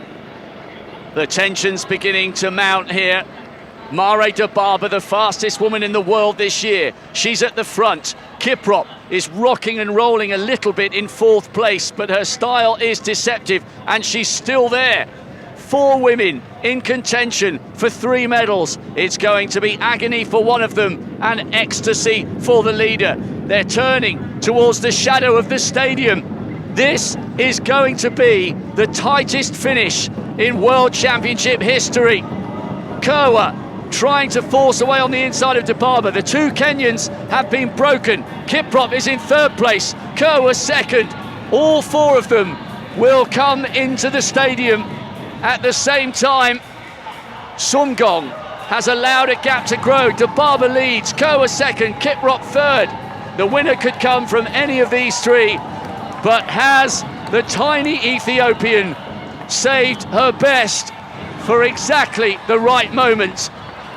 They're coming towards the line, still driving, still sprinting.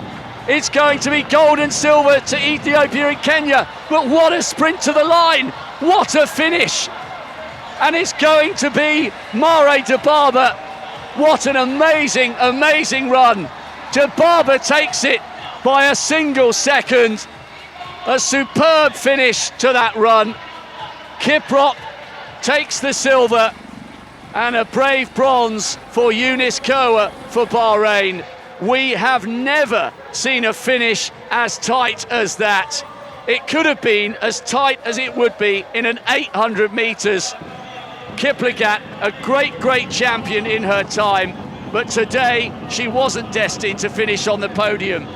She concludes this race with pride and dignity intact, but it does remain 2 world titles for her, and at last the Ethiopians have a global champion in this event, and her name is Mare de Barber. Wow, what can you say?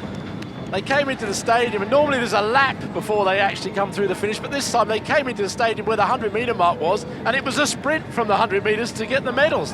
De Barber, though, the diminutive little De Barber, those legs ticking over so fast. She just inched herself ahead of Kipligat, and in the end, a great victory for Ethiopia, their first gold medal at the marathon. And the name is De Barber yet again. Kipligat in 2nd, she did all she possibly could. And in the end, Kiwa, who looked so good, the Bahrainian, had to settle for the bronze because those 3 came through together with 100 metres to go. Well, Tigis Tufa coming across the line, winner of the London Marathon this year. The only time, Steve, that I can remember a marathon as close as that was the climax of the 2001 men's marathon in Edmonton, when Gezahaina Bera won by a single second. And that's exactly what's happened here today. Mare de Barber, 2:27.35. Edna Kipligat, 2:27.36. That was as tight a finish as you will ever see in a major championship marathon. An extraordinary race. 4 seconds separating gold from bronze. Only 7 seconds separating 1st to 4th. Yeah, that was a great run, wasn't it? They left it until the last possible second to decide the medals. Turfi Sege trying to come into the stadium. 2 for the Ethiopian was 6. Ito, great run for the Japanese in 7th. There's Kim. She's obviously suffering, but running as best she can. Wow. Mare de Barber is sprinting down the back straight on her lap of honour. She's still got so much energy left. Well, yeah, she's doing her best. There's no one over the back straight in terms of the crowd, but she is literally running a good 400 here. Now she's coming round to where the main crowd is. Here we go, look, flag goes aloft. Here's the main crowd that have been watching this event on the scoreboards in the Olympic Stadium. And I must admit, it's been a fascinating race. Well, Rob, you thought there was going to be a surge at some point, but you didn't think it was going to be in the last 100 metres. Well, it was just crazy to think at one stage. Good run by the American coming across. Excellent work from the Korean, Hae Song Kim.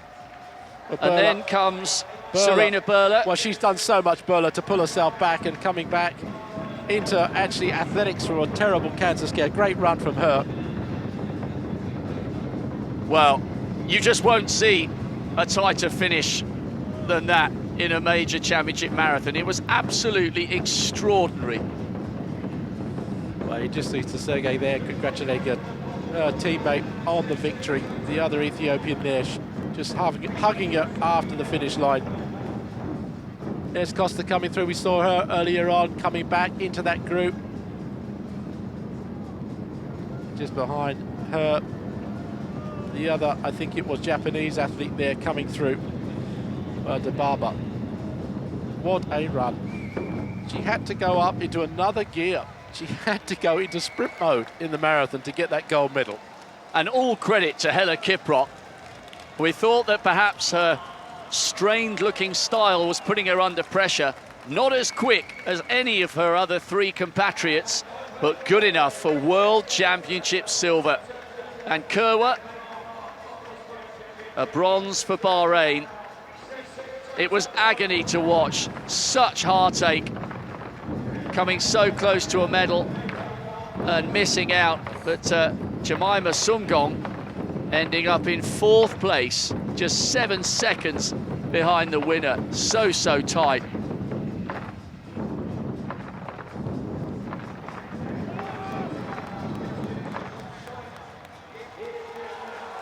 And here comes Deng into the stadium. The crowd really rising to their athlete. She's worked hard and she deserves it.